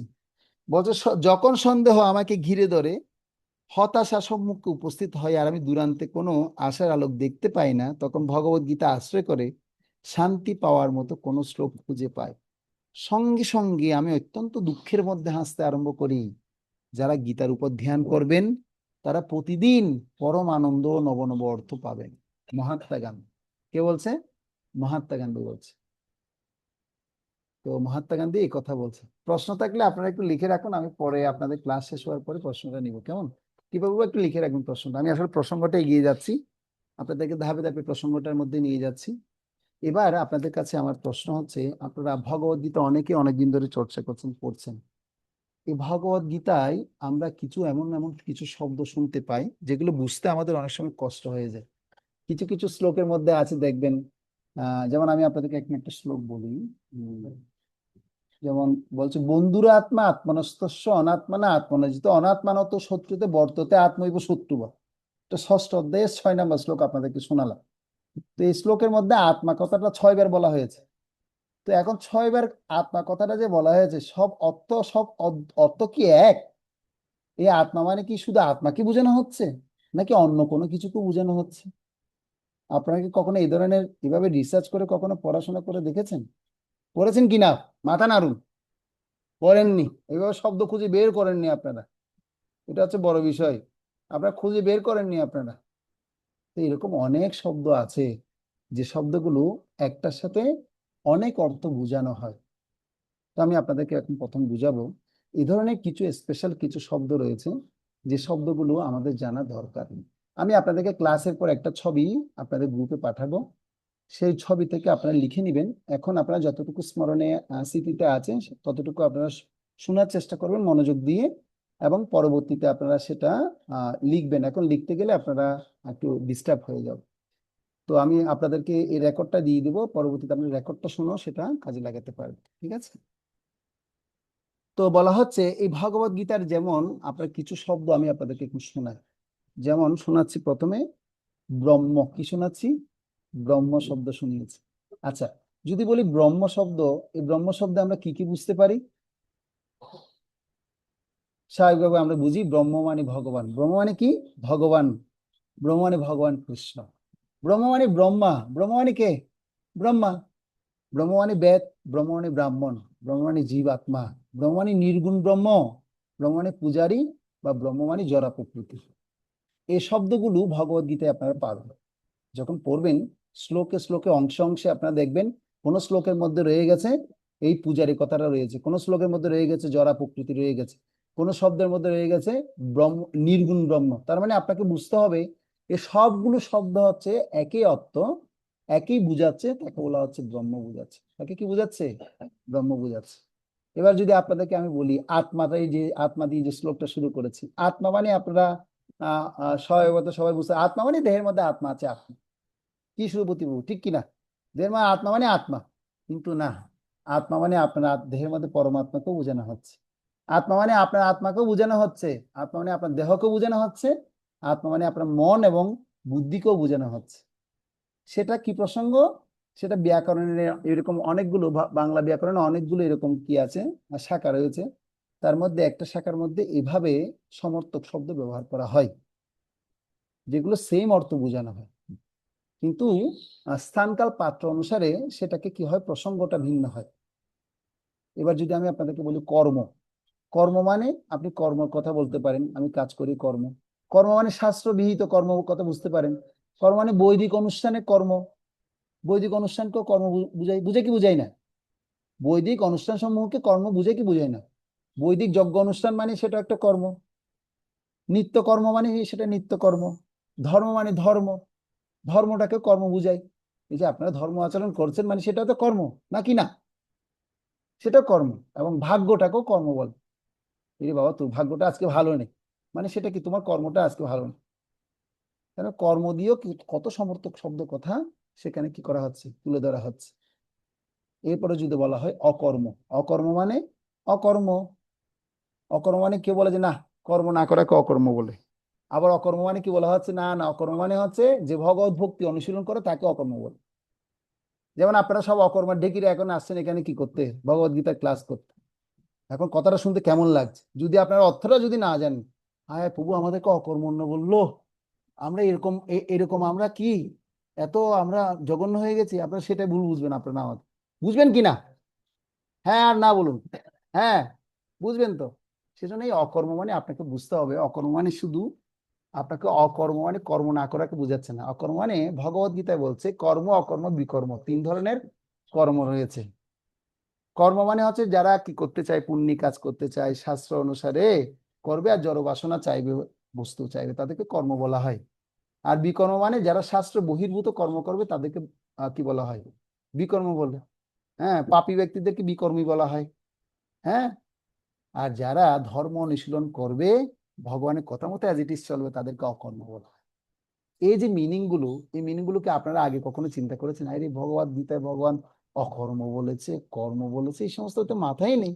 সেজন্য ভক্তিশাস্ত্র কোর্স, এই জন্য শিল প্রভুপাদ তিনি আমাদের জন্য এইভাবে ডিজাইন করে রেখেছেন, এবং পরবর্তীতে সেগুলোকে গবেষণা করে করে আমাদের আচার্যরা এত সুন্দর মতো সিদ্ধান্তগুলোকে দাঁড় করিয়েছেন। তো আমরা ভগবদ গীতার এই ভক্তিশাস্ত্রী কোর্সে করার প্রথমেই আমি গতকালকে আপনাদেরকে জানিয়ে দিয়েছি, আমাদের 8টা লক্ষ্য আমরা পাবো এখানে। হ্যাঁ, জ্ঞান, দক্ষতা, মূল্যবোধ, এগুলো সব আমরা প্রাপ্ত হব। এখন জ্ঞান হচ্ছে, এগুলো দক্ষতা বাড়বে এবং মূল্যবোধ সৃষ্টি হবে, তখন আমরা প্রত্যেকে আর ভুল করব না। যখন আমরা পয়েন্ট টু পয়েন্ট যখন আমরা পড়বো, আমার সাউন্ড কি শোনা যাচ্ছে ক্লিয়ার ভক্তরা? আরে আমি অনেক দামি ল্যাপটপ দিয়ে আপনাদের ক্লাস দিচ্ছি, কিন্তু আপনাদের সাউন্ড যদি শোনা না যায়, এটা আমার খুব দুঃখের ব্যাপার। আশা করি কাটছে না, সবাই শুনতে পাচ্ছে। কিছু কিছু ভক্তের নেটওয়ার্কে ডিস্টার্ব করছে বিদায়, এটা আমার দুর্ভাগ্য। অনলাইন ক্লাস তো কি আর করবো, অফলাইন ক্লাসে আরো অনেক মজা হয়, অনেক আনন্দ পাই আমরা।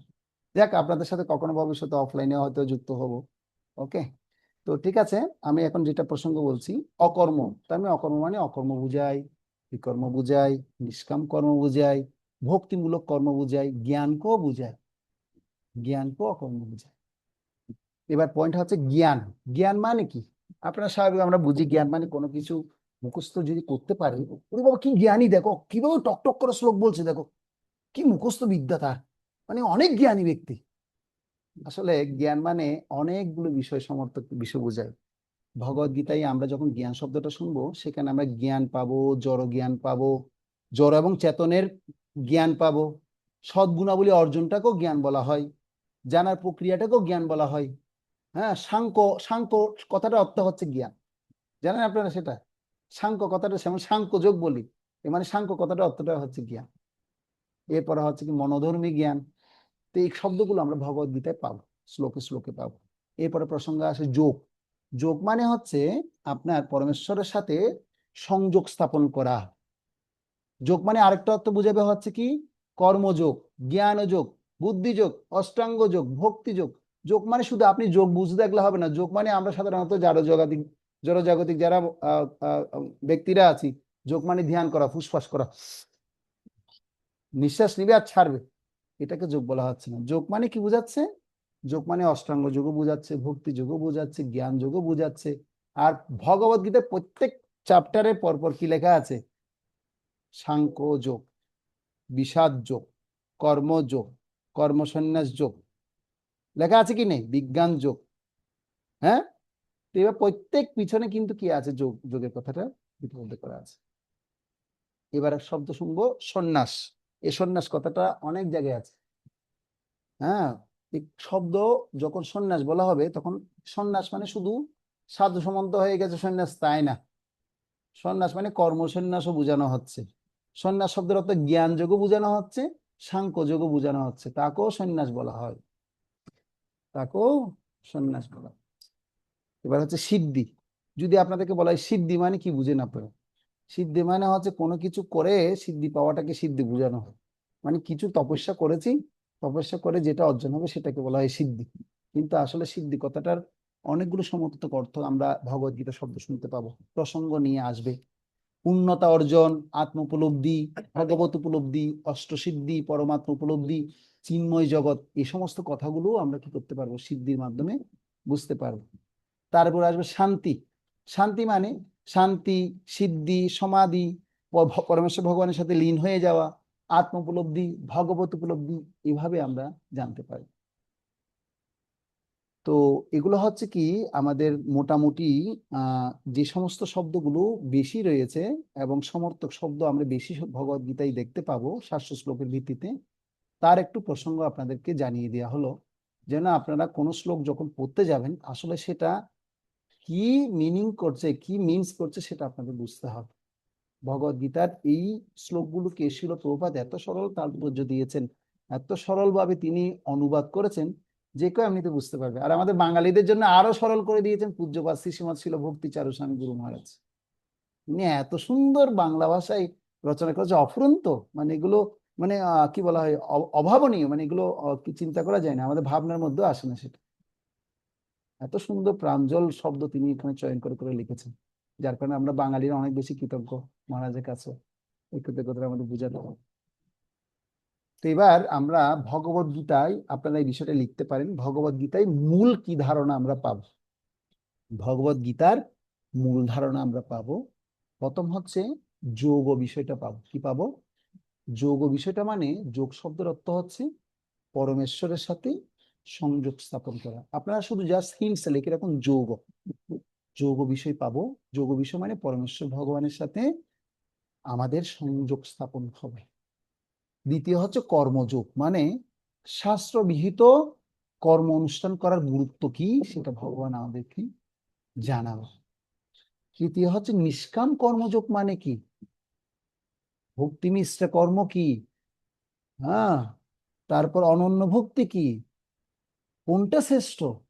নিষ্কাম কর্মযোগ সম্পর্কে আমরা শুনবো, যেখানে বলা হবে ফলাফলের আসক্তি ত্যাগ করে শুধু কর্ম করে যেতে হবে। যেরকম আপনারা একটা কমন শ্লোক সবাই শুনেন, ভারতবর্ষের নাটক প্রায় সিনেমার মধ্যে বলে দেওয়া হয়, কর্মণাবাধিকারস্তে মা ফলেষু কদাচন মা কর্মা ফল হেতু ভূমস্তেয় সঙ্গস্ত কর্মণি, কিং করে তারপর সিরিয়াল শুরু হয়। মানে আমরা যা করেছি আমাদের কোনো কিনে যোগ্যতা নেই, যা যোগ্যতা সব ভগবান দিবেন, কিন্তু আমরা আমাদের কাজ করে গেছি, আপনারা সেটা কি করবেন, অনুভব করে ফল কি হবে সেটা ভগবানের কাছে প্রার্থনা করবেন। তাদেরও মুড এটা ছিল, কিন্তু প্রকৃত ব্যাপার হচ্ছে এই যে নিষ্কাম কর্মযোগ, মানে ফলাফলে আসক্তি ত্যাগ করে কর্মানুষ্ঠান করা। এই সম্পর্কে ভগবদ গীতার মূল ধারণা দিয়েছেন। এরপর আরেকটা পয়েন্ট হচ্ছে বুদ্ধিযোগ সম্পর্কে বলা হয়েছে। বুদ্ধিযোগ মানে আপনাদেরকে একটু আগে শোনালাম যে আমাদের নিষ্কাম কর্মযোগ বা ভক্তিযোগ। বুদ্ধিযোগ মানে কি, যেমন কোন কোন জায়গায় দেখবেন বুদ্ধিযোগ, ব্যবসায়িক বুদ্ধি, নিষ্কাম কর্মযোগ, এগুলো সব একই কথা। যখন আমরা পড়বো দেখবেন একটা কোনো একটা জায়গায় দেখবেন ব্যবসায়িক বুদ্ধি একহ কুরু নন্দন, এই সমস্ত শ্লোক আপনারা শুনবেন, শুনলে মনে করতে হবে ব্যবসায়িক বুদ্ধি মানে ওই যে নিষ্কাম কর্মযোগ, ব্যবসায়িক বুদ্ধি মানে বুদ্ধিযোগ, একই কথা। তো এই বিষয়ে ভগবদ্গীতা মূল ধারণা দিয়েছেন। এবং জ্ঞান ও নিষ্ঠা, এর পরের পয়েন্ট হচ্ছে কি, জ্ঞান নিষ্ঠা, অর্থাৎ আত্মজ্ঞানের স্থিতি, কর্মযোগ, জ্ঞান নিষ্ঠাই পূর্ণতা প্রাপ্ত হয়। এই বিষয়ে ভগবান খুব ডিটেলস আলোচনা করেছেন। আপনারা দেখবেন সেটা চতুর্থ অধ্যায়ে বলবেন, তারপর দেখবেন আপনারা সপ্তম অধ্যায়ে বলবেন, অষ্টম অধ্যায়ে বলবেন, হ্যাঁ, এরপরে অষ্টাঙ্গ যোগের কথা বলবেন। অষ্টাঙ্গ যোগ, এরপরে পয়েন্ট হচ্ছে অষ্টাঙ্গ যোগ, যেটা পরমাত্মা উপলব্ধির লক্ষ্যে অষ্টাঙ্গ যোগ অনুশীলন, এটিকে ধ্যান যোগও বলা হয়। এই অষ্টাঙ্গ যোগে আমরা দেখবো, শিখবো যম থেকে, যম, নিয়ম, আসন, প্রাণায়াম, প্রত্যাহার, ধারণা, ধ্যান, সমাধি। তো কোনটা প্রাথমিক পর্যায়, কোনটা শ্রেষ্ঠ পর্যায়, আপনারা শব্দ শুনবেন ওখানে, যোগারুরুক্ষু, যোগারুরু, কিছু কিছু হিন্টস এর কথা আপনাদেরকে জানাচ্ছে অনুপ্রেরণার জন্য। তো যোগারুরুক্ষু মানে কি, যোগারুরু মানে কি, যখন পড়বেন পয়েন্টে পয়েন্টে তখন ধরবেন, হ্যাঁ, আর এই শব্দগুলো তো আগে কখনো বুঝতেই পারেনি, তখন আপনারা এখান থেকে শক্তি পাবেন। হ্যাঁ ঠিক, এটা তো খুব দরকার ছিল, এটা তো আমরা আগে কখনো এভাবে বুঝিনি। আমি যখন প্রথম প্রথম ভগবদ্গীতা এর আগে 6-7 বার পড়ো, এরপর যখন ভক্তিশাস্ত্রী কোর্স করছি, কি বাবা এগুলো কিছুই মিল পাচ্ছি না, খুঁজে সব কি এলোমেলো হয়ে যাচ্ছে মনে হচ্ছে। তারপর শুধু প্রশ্ন করতাম, আর প্রভু বলছে প্রশ্ন করো না, এখন শাস্ত্র একটু বসো, তোমাকে সমস্ত প্রশ্ন উত্তর তুমি পেয়ে যাবে, আগে ক্লাসগুলো শেষ করো। তারপর যখন সব ক্লাস শেষ করেছি দেখছি না, সব উত্তর সব পেয়ে যাচ্ছে, সব আস্তে আস্তে সমস্ত উত্তর পেয়ে যাচ্ছে। বলছে বেশি প্রশ্নকে এখন বেশি করার দরকার নেই, আগে একটু শুনো মনোযোগ দিয়ে, দেখো সব আনসার তুমি পেয়ে যাবে। তো আপনাদের কাছে সেই ব্যাপারটা বলার, আপনারা একটু ধৈর্য সহকারে ক্লাস করুন, কয়েকটা ক্লাস করুন, দেখবেন আস্তে আস্তে সব প্রশ্ন উত্তর আপনারাও আস্তে আস্তে পেতে শুরু করবেন।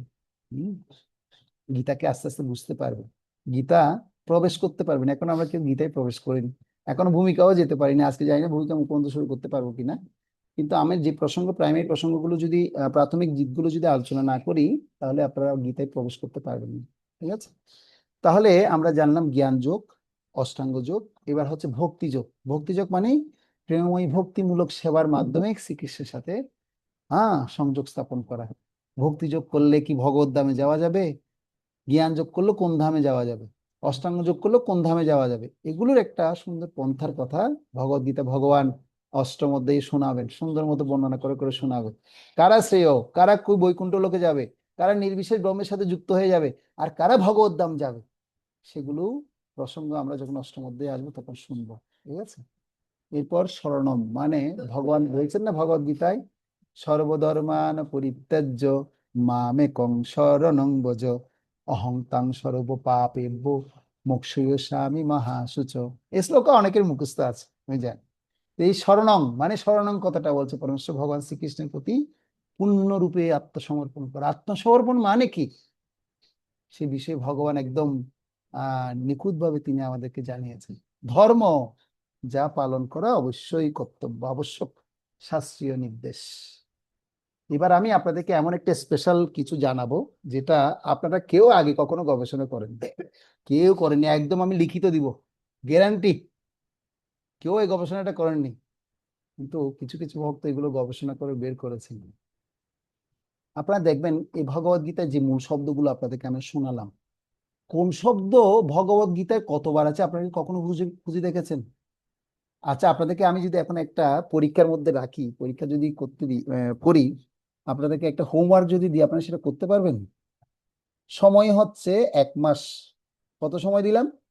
1 মাস সময় দিলাম।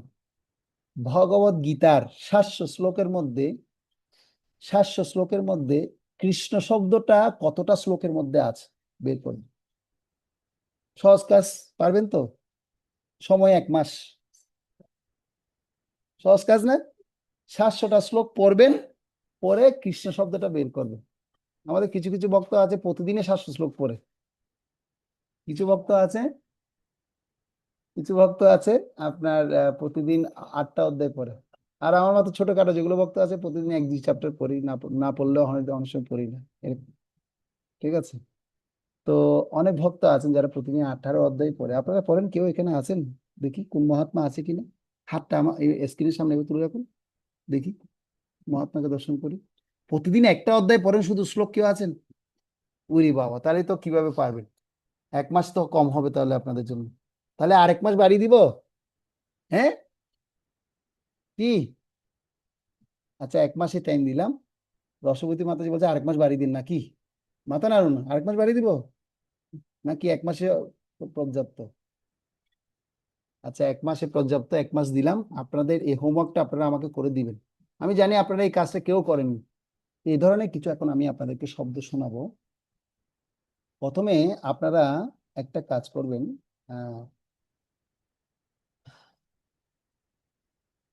আমি যখন বলবো আপনারা সে শব্দটা লিখবেন, লিখে পাশে সংখ্যাটা লিখবেন। ঠিক আছে? প্রথমে আপনারা লিখুন ভগবদ গীতার শব্দকোষ। কি লিখবেন? ভগবদ গীতার শব্দকোষ।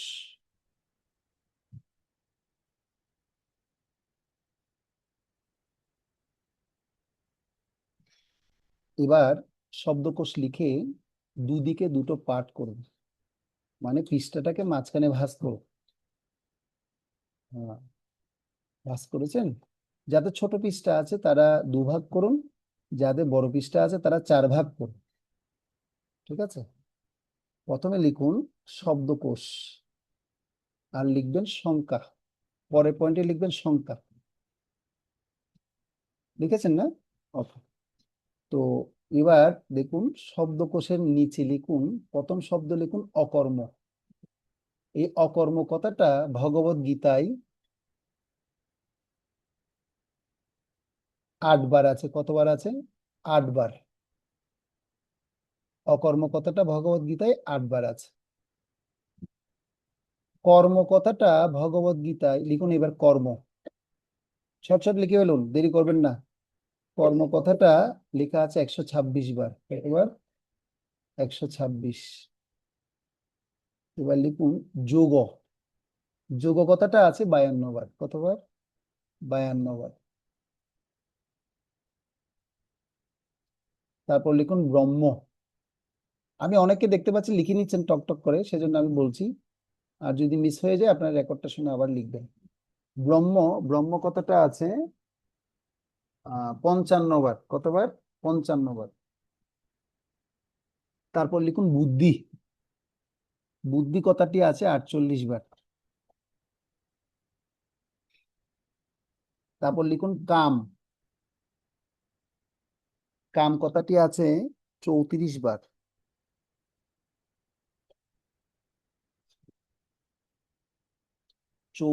লিখেছেন না? এরপর লিখুন অদি। আপনারা দেখবেন অদি যজ্ঞ, অদি দৈব, এরকম আছে না? শুনেছেন না শ্লোক? হ্যাঁ। তো অদি কথাটা আছে 26 বার। কতবার? 26 বার। তারপর লিখুন মায়া। মায়া মেতাম তরন্তিতে দুই বিহেস্যা গুণময়ী মম মায়া দূরত্বয়া। তাহলে আমি দুইটা শব্দ বলি, মায়া মেতাম তরন্তিতে বলেছি, দুই বিহেস্য গুণময়ী মম মায়া দুইবার বলেছি। তার মানে এরকম মায়া শব্দটা কয়বার আছে? 20 বার। কয়বার আছে? 20 বার। 20 বার, 20। মন।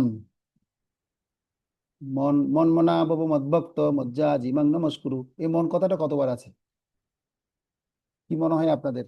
কতবার কতবার বলেছেন ভগবান? 21 বার। 21 বার আছে, 21। তারপর আছে মুই তত ইদং সর্বং। মুই, এবার লিখুন মুই। মুই লিখুন 19 বার।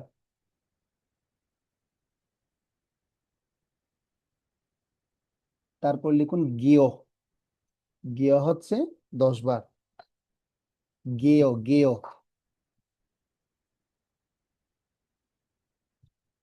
তারপর লিখুন অক্ষর। অক্ষর কথাটা হচ্ছে 11 বার।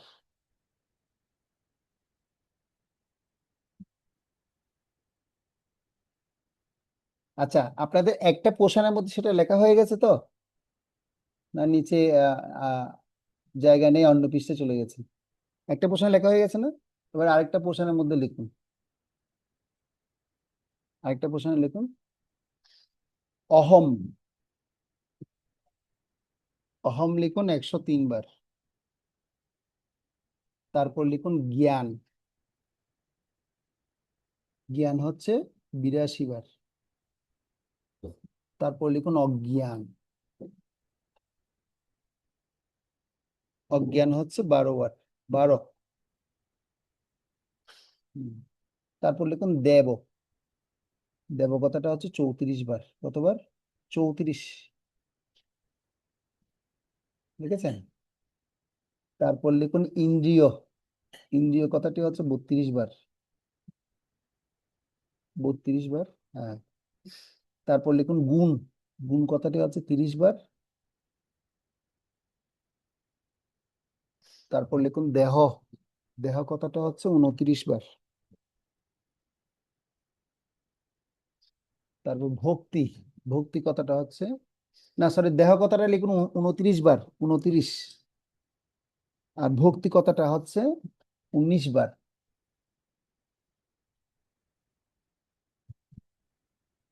এরপর হচ্ছে অনন্য। অনন্য মানে হচ্ছে 12 বার। তারপর ধর্ম কথাটা লিখুন। অনন্য মানে 12 বার। ধর্ম লিখুন। ধর্ম হচ্ছে 13 বার।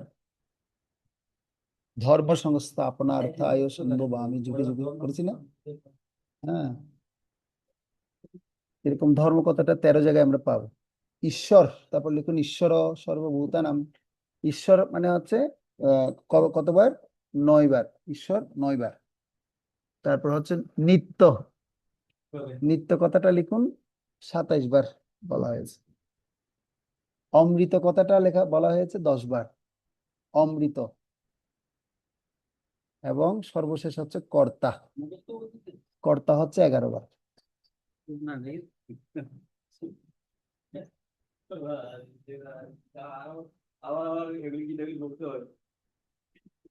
কর্তা হচ্ছে, লিখেছেন 11 বার। তাও দ্বন্দ্ব। দ্বন্দ্ব হচ্ছে 5 বার। দ্বন্দ্ব 5 বার। তো এইভাবে করে আপনারা দেখুন, আপনাদের মিলিয়ে দেখুন 1 2 3 4 5 6 7 8 9 10 11 12 13 14 15 16 17 18 19 20 21 22 23 24 25 26 27। 27টা হয়েছে? হয়েছে 27? 27টা হয়েছে আপনাদের?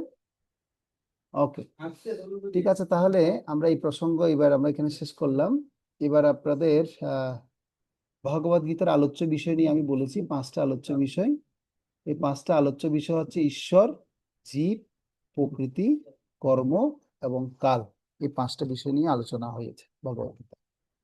তো এগুলো সম্পর্কে আমরা যখন পড়বো তখন ডিটেলস আলোচনা সেখানে হবে। তো এবার আমি আপনাদেরকে ভগবদ গীতার এই যে কি রয়েছে, এই যে ভগবদ গীতা আমরা যে অধ্যয়ন করছি, এই ভগবদ গীতা অধ্যয়নের মাহাত্ম্য বর্ণনা করেছেন আমাদের শ্রীপাদ শঙ্করাচার্য। কে মাহাত্ম্য বর্ণনা করেছে? শঙ্করাচার্য। আমরা যে ভগবদ গীতা অনেকে বলে ভগবদ গীতা তো পড়লাম, গীতা যদি পড়লে তো হবে না, এর মাহাত্ম্য তো বর্ণনা করা চাই। মাহাত্ম্য যদি বর্ণনা না করলে তাহলে ভগবদ গীতা কি আর সম্পূর্ণতা বলবে? তো আসলে শঙ্করাচার্য তিনি একজন প্রথম মায়াবাদী থাকলো, তিনি ভগবদ গীতাকে এমন ভাবে তিনি উপস্থাপন করেছেন, তিনি গীতার মহিমা বর্ণনা করেছেন। বলছেন গীতা শাস্ত্রমিদং পুণ্যং য পঠেৎ পজিতং পুমান বিষ্ণুপাদমবপ্নোতি ভয় শোকাদিবর্জিত। অর্থাৎ যে ব্যক্তি একাগ্র চিত্তে ভক্তি সহকারে সমস্ত পুণ্যদায়িনী ভগবদ গীতা শাস্ত্র পাঠ করে, সে ভয় শোকাদি বর্জিত হয়ে পরবর্তী জীবনে স্বয়ং ভগবান বিষ্ণুর পরম পবিত্র ধাম লাভ করে। যেটা আপনাদের ভগবদ গীতার পিছনে আছে, দেখুন গীতা মাহাত্ম্য, দেখেছেন না? প্রভুপাদ গীতা মাহাত্ম্যের অনেক শ্লোক কোট করেননি, তিনি যেগুলো মূল দরকার সে মূল শ্লোকগুলো তিনি কোট করে দিয়েছেন এখানে, বুঝলেন? তো দেখুন ওখানে পিছনে আছে গীতা মাহাত্ম্যের শ্লোকগুলো। গীতাধ্যানশীলস্য প্রাণায়াম পরস্য চ নৈব সন্তি হি পাপানি পূর্বজন্মানি গীতানি চ। কেউ যদি আন্তরিকভাবে ও অত্যন্ত গুরুত্ব সহকারে ভগবদ্গীতা পাঠ করে, তাহলে ভগবানের করুণা সে অতীতের সমস্ত পাপ কর্মের ফল তাকে প্রভাবিত করে না। এরপরে বলছে খুব কমন শ্লোক, মলিনে মোচনং পুংসং জলস্নানম দিনে দিনে সকৃত গীতামৃত স্নানম সংসার মলনাশনম। প্রতিদিন জলে স্নান করে মানুষ নিজেকে পরিচ্ছন্ন করতে পারে, কিন্তু কেউ যদি ভগবদ্গীতার গঙ্গার জলে একটিবার স্নান করে, তাহলে তার আর জড়জীবনে মলিনতা একেবারেই কি হয়ে যায়? বিনষ্ট হয়ে যায়। তারপর বলা হচ্ছে গীতাসু গীতা কর্তব্য কিন্মনয় শাস্ত্র বিস্তরই যা স্বয়ং পদ্মনাভস্য মুখপদ্মাদ বিনিসৃতা। ভগবদ গীতা স্বয়ং পরমেশ্বর ভগবান এবং ভগবানের পদ্মনাভের মুখনিসৃত বাণী। পরমেশ্বর ভগবান পদ্মনাভের মুখনিসৃত বাণী, তাই প্রত্যেকের উচিত পরম নিষ্ঠা সুমধুর ভাবে ভগবদ গীতা পাঠ করা। তাহলে বিস্তৃত বৈদিক সাহিত্য অধ্যয়নের আর কি প্রয়োজন? এবার 5 নাম্বার মাহাত্ম্য বলছে যে ভারতমিত সর্বস্বং বিষ্ণু বক্রাদ বিনিসৃত গঙ্গা গীতা গঙ্গা দুকং পৃত্তা পুনর্জন্ম ন বিদ্যতে। মহাভারতের অমৃত নির্যাস স্বয়ং ভগবান বিষ্ণুর মুখপদ্ম নিশ্চিত গীতার গঙ্গার জল যিনি পান করেছেন, তার আর এই জড়জগতের পুনর্জন্ম হয়নি। বলছে প্রতিদিন আমাদের দুটো কাজ করতে বলছে, এক ফোঁটা গঙ্গার জল, আর এক ফোঁটা মানে একটা ভগবদ গীতার শ্লোক প্রত্যেকদিন অধ্যয়ন করতে বলছে। প্রত্যেকদিন দুইটা জিনিস। আমি প্রতিদিন চেষ্টা করি এক ফোঁটা গঙ্গার জল পান করার জন্য। গঙ্গার জল দেখি শেষ হয়ে গেছে, আবার কখন যে ভারতবর্ষ যাব, কখন আবার গঙ্গার জল আনবো। তো এটা তো অনেক কঠিন ব্যাপার না? আবার যারা বিদেশে আছেন তাদের তো আরো কঠিন অবস্থা, কোথায় আর গঙ্গার জল পাবো? সেজন্য গঙ্গার জল আপনাকে আর এইভাবে খেতে হবে না, আপনি গীতার গঙ্গার জল পান করুন, তাইলে আপনার সমস্ত গঙ্গার ফল আপনি প্রাপ্ত হয়ে যাবেন। গীতা গঙ্গা, ঠিক আছে? এই জন্য এই কথা বলা হচ্ছে। দেখুন যে গীতা গঙ্গা দুকং পৃত্তা পুনর্জন্ম ন বিদ্যতে। গীতার গঙ্গার জল যিনি পান করেছেন, আর তার আর এই জড়জগতে কি করতে হবে না, পুনর্জন্ম করতে হবে। প্রতিদিন ভগবদ গীতা পড়তে হবে, পড়ার কথা বলছে। প্রভুপাদের আমি একটা তাৎপর্য পেয়েছি, বলছে কেউ যদি ভগবদ গীতার 18 অধ্যায় প্রতিদিন পাঠ করবে, সে নিশ্চিত ভগবত ধাম চলে যাবে, নিশ্চিত। অনেক কঠিন ব্যাপার। তো আমরা তো 18 অধ্যায় পড়তে পারবো না, 8টা অধ্যায় পড়তে পারি। 8টা অধ্যায় খুব কঠিন ব্যাপার, কিন্তু অনেক ভক্ত আছে আমাদের রুমে একটা ভক্ত আছেন, তিনি 8টা অধ্যায় প্রতিদিন পড়ে। তো আমি শুরু করেছিলাম দুটো অধ্যায় কন্টিনিউ করবো, মাঝে মাঝে মিসও হয়ে যায়, মাঝে মাঝে কি হয়ে যায়, মিস হয়ে যায়। তো আমার যোগ্যতা অনুসারে আমার পড়া উচিত সেটা, ঠিক আছে? এবার 6 নম্বর শ্লোকে বলা আছে, সর্বোপনিষদ গাবো দুগ্ধা গোপাল নন্দন পার্থবস্য সুধীর ভোক্তা দুগ্ধং গীতামৃতং মহৎ।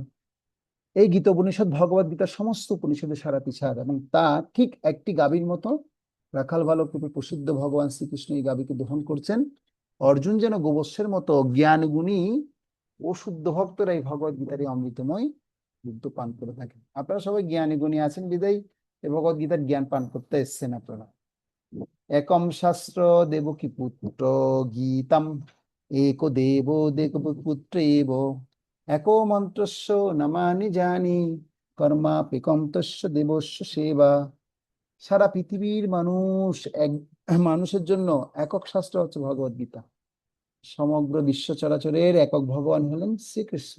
একক মন্ত্র, একক প্রার্থনা, একক স্তোত্র হচ্ছে তার নাম কীর্তন। সমস্ত মানুষের একটি বৃত্তি পরম পুরুষোত্তম ভগবান শ্রীকৃষ্ণের সেবা করা। সেজন্য ভগবত গীতায় ঘোষণা করা হয়েছে যে পরমেশ্বর ভগবান নারায়ণকে একমাত্র ভক্তির মাধ্যমেই লাভ করা সম্ভব, এবং নির্দেশিত কর্তব্য কর্ম জ্ঞান অনুশীলন এবং অনাসক্তি পরিশেষে ভক্তিতে পর্যবসিত হয়েছে। সেটা হচ্ছে আমাদের শ্রীপাদ জামানুচার্যের একটা শ্লোক। সধর্ম জ্ঞান বৈরাগ্য সাধ্য ভক্তে কো গোচরঃ নারায়ণ পরং ব্রহ্ম গীতা শাস্ত্রে সমীরিত।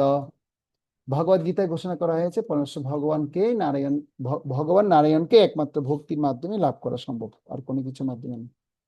এই জন্য কর্তব্য কর্ম জ্ঞান অনুশীলন অনাসক্তি সবকিছু পরিশেষেই এই ভগবান শ্রীকৃষ্ণের ভক্তিতেই পর্যবসিত হয়। তাহলে আমরা জানলাম যে ভগবত গীতার এই সমস্ত বিষয়গুলো।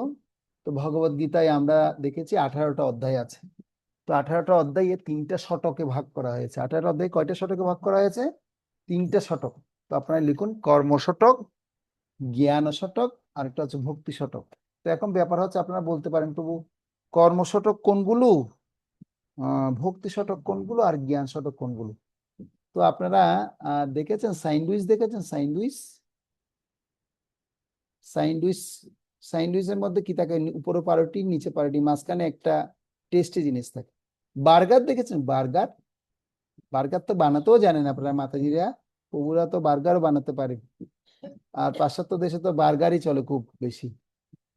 তো বার্গারে কি দেখেন? উপরে পাউরুটি দেখেন, নিচে পাউরুটি দেখেন, আর মাঝখানে সেই টেস্টি জিনিসটা দেওয়া হয়। শামুক দেখেছেন? শামুকের মধ্যে মুক্তা পাওয়া যায়। কি পাওয়া যায়? মুক্তা পাওয়া যায়। শামুকে কি পাওয়া যায়? মুক্তা পাওয়া যায়। এই শামুকের মুক্তাটা হচ্ছে কেমন জানেন? আপনার সেই মুক্তাটা উপরে শক্ত খোলস থাকে, নিচে শক্ত খোলস থাকে, আর মুক্তাটা মাঝখানে থাকে। তাহলে কোথায় থাকে? মাঝখানে থাকে। তো বলছে ভগবত গীতাকে তুলনা করা হচ্ছে কর্ম শতক, ভক্তি শতক এবং জ্ঞান শতক। ভক্তিটা হচ্ছে অত্যন্ত মূল্যবান জিনিস, টেস্টি জিনিস। সেটাকে ভগবত গীতার মাঝখানে রাখা হয়েছে। কোথায় রাখা হয়েছে? মাঝখানে রাখা হয়েছে। আর উপরের পার্টে রাখা হয়েছে কর্মকে, আর নিচের পার্টে রাখা হয়েছে জ্ঞানকে। কর্ম এবং জ্ঞান যদি আপনি যথাযথভাবে যদি আহরণ না করেন, তাহলে ভক্তিকে ভালো মতো জানতে পারবেন না। ভক্তিকে জানতে গেলে কর্মটাকেও ভালো মতো জানতে হবে, জ্ঞানটাকেও ভালো মতো বুঝতে হবে। তাহলে আপনি ভক্তিটাকে সুরক্ষিতভাবে রাখতে পারবেন। মানসিক জল্পনা কল্পনার দ্বারা ভক্তি অনুশীলন করা সম্ভব না। সেজন্য কর্মশতকে 1 থেকে 6 অধ্যায়ে আমরা যেটা জানতে পারি তার সংক্ষিপ্তভাবে আমি আপনাদেরকে কিছু পয়েন্ট বলবো। 1 থেকে 6 অধ্যায় পর্যন্ত প্রথম অধ্যায়ে এক কথাই শেষ, আমি যুদ্ধ করব না। দ্বিতীয় অধ্যায়ে ভগবান এবার বুঝানো শুরু করবেন, না তোমাকে যুদ্ধ করতে হবে, করা উচিত। তৃতীয় অধ্যায়ে কর্মযোগ অনুষ্ঠান করো এবং যুদ্ধ করো, বুঝাচ্ছেন ভগবান। চতুর্থ অধ্যায়ে বলে জ্ঞানের সাথে কর্ম করো এবং যুদ্ধ করো অর্জুন। পঞ্চম অধ্যায়ে বুঝায় উপলব্ধির সাথে কর্ম করো, অনুষ্ঠান করো এবং যুদ্ধ করো। ষষ্ঠ অধ্যায়ে বলবে তুমি এবার যোগী হও এবং যুদ্ধ করো। এগুলো হচ্ছে কি সংক্ষিপ্ত এক কথায় কি করা, ষষ্ঠ অধ্যায়ে বর্ণনা দিয়ে দিলাম। আমি আবার বলছি, প্রথম অধ্যায়ে আমি যুদ্ধ করব না, পুরো আলোচনার সার কথা হচ্ছে আমি যুদ্ধ করব না। দ্বিতীয় অধ্যায়ে ভগবান বলবে না তোমার যুদ্ধ করা উচিত। তৃতীয় অধ্যায়ে বলবে যে না তোমার কর্মযোগ অনুষ্ঠান করো, কর্ম করো, তোমার ক্ষত্রিয় ধর্ম হচ্ছে যুদ্ধ করা। কর্মযোগ অনুষ্ঠান করো এবং যুদ্ধ করো। চতুর্থ অধ্যায় বলছে না ঠিক আছে তুমি জ্ঞানের সাথে কর্ম করো এবং যুদ্ধ করো। পঞ্চম অধ্যায় বলবে উপলব্ধির সাথে কর্মযোগ অনুষ্ঠান করো এবং যুদ্ধ করো। আর ষষ্ঠ অধ্যায় বলবে যোগী হও এবং যুদ্ধ করো অর্জুন। এই জন্য এই 1 থেকে 6 অধ্যায়ের যে সংক্ষিপ্ত কথা বলা হয়েছে এই কথাগুলো যদি মনে থাকে তাহলে আপনি প্রথম 6টা অধ্যায়ের এসেন্স ধরতে পারবেন। এবার দ্বিতীয় 6টা এসেন্স হচ্ছে কি ভক্তি শতক, যেটা খুব মূল্যবান বস্তু। তো এখানে বলা হচ্ছে আমার সম্বন্ধে তুমি শ্রবণ করো এবং যুদ্ধ করো, বিজ্ঞান যোগ বলছেন ভগবান। অষ্টম অধ্যায় বলছে অক্ষর ব্রহ্মযোগ, আমাকে সর্বদা স্মরণ করো এবং যুদ্ধ করো। আর নবম অধ্যায় বলছে সর্বদা আমার মহিমা কীর্তন করো এবং যুদ্ধ করো অর্জুন। এবং দশম অধ্যায় বলছে আমার সকল ঐশ্বর্য সমূহ তুমি কি করো বিভূতি যোগে দর্শন করো এবং যুদ্ধ করো অর্জুন। একাদশ অধ্যায় বলছে তুমি এখনো আমাকে চিনতে পারোনি, এবার তুমি বিশ্বরূপ দর্শন দেখো, আমার নিমিত্ত মাত্র হও এবং যুদ্ধ করো। দ্বাদশ অধ্যায় বলছে তুমি আমার প্রিয় হও এবং যুদ্ধ করো, ভক্তিযোগ। দ্বাদশ অধ্যায় আমার প্রিয় হও এবং যুদ্ধ করো। এবার শেষ 6টা অধ্যায় হচ্ছে আপনার জ্ঞান শতক, যেখানে বলা হচ্ছে 13 অধ্যায়ে আরে ঠিক আছে তোমাকে তো আমি এত সুন্দর ভক্তির কথা শোনালাম, আমার প্রিয় হও যুদ্ধ করো, কিন্তু তোমাকে একটু জ্ঞান দেয়া দরকার। এই জড় জগৎ এবং চিন্ময় জগতের বর্ণনা তোমাকে একটু শোনাতে চাই, জড় চেতন সম্বন্ধে একটু তুমি জানো। 13 অধ্যায় বলে প্রকৃতি পুরুষ বিবেক যোগ, বিভাগ না বিবেক, একটু বিবেক দিবে ভগবান। জড় এবং চেতন সম্বন্ধে তুমি জানো এবং যুদ্ধ করো। এবং চতুর্দশ অধ্যায় বলবে গুণাতীত হও, গুণাত্রী বিভাগ যোগ, গুণাতীত কি হও এবং গুণাদির উপলব্ধি করে তুমি কি করবে যুদ্ধ করো, তোমার কি গুণ আছে সেটা তুমি দেখো। 15 অধ্যায় হচ্ছে শাস্ত্রের রহস্য সমূহ জানো এবং যুদ্ধ করো। এগুলো মানে অর্জুনকে যুদ্ধ করা বলতে মানে আমরা আমাদের জীবনকে কিভাবে এই স্ট্রাগল করেও কিভাবে কৃষ্ণ ভক্তি করতে পারি, কৃষ্ণ ভক্তি অনুশীলন করা যায় সেটা প্রণালী দেওয়া হচ্ছে। এবং 16 অধ্যায়ে বলা হচ্ছে কঠোরভাবে শাস্ত্রবিধি অনুসরণ করো এবং যুদ্ধ করো অর্জুন। এবং 17 অধ্যায়ে শ্রদ্ধাত্ম বিভাজক, শাস্ত্রকে শ্রদ্ধার সহিত বিশ্বাস করো এবং আমাকে সবকিছু নিবেদন করো এবং তারপর তুমি যুদ্ধ করো। তোমাকে তো যুদ্ধ করতে আমি বলছি, তুমি তুমি তুমি করছো নাকি, তুমি আমার কথা শোনো এবং যুদ্ধ করো। এবার শেষ বলবে সর্বধর্মান পরিত্যাজ্য মামেকং শরণং ব্রজ, তুমি আমার শরণাগত হও এবং যুদ্ধ করো। তো এই হচ্ছে মোটামুটি আপনাদেরকে ভগবত গীতার কি কি প্রসঙ্গ আছে আপনাদেরকে আজকে একটা টোটালি একটা হিসাব আমি আপনাদেরকে দিয়ে দিয়েছি। এরপরে আমরা আগামী ক্লাস থেকে ভগবত গীতার ভূমিকা এবং মুখবন্ধ পড়ব এবং মুখবন্ধের মধ্যে প্রভুপাদের মনোভাব এবং উদ্দেশ্য শুনবো, শুনে আপনাদের একটা অ্যাসাইনমেন্টও লিখতে হবে। অ্যাসাইনমেন্টটা 300 শব্দের হবে, সেটা আগামী ক্লাস আপনাদেরকে জানাবো। আপনারা কৃপাপূর্বক সমস্ত ভক্ত পারলে কালকে সকালবেলা একটু ভগবত গীতা মুখবন্ধ এবং ভূমিকাটা পড়ে আসতে পারবেন আপনারা সবাই। কারা কারা পড়েছেন, আমি তো পড়ে আসতে বলেছিলাম, কারা কারা পড়েছেন হাত তুলুন তো একটু, যেন আপনাদেরকে সবাইকে একটু এখন একটু হেল্প করি।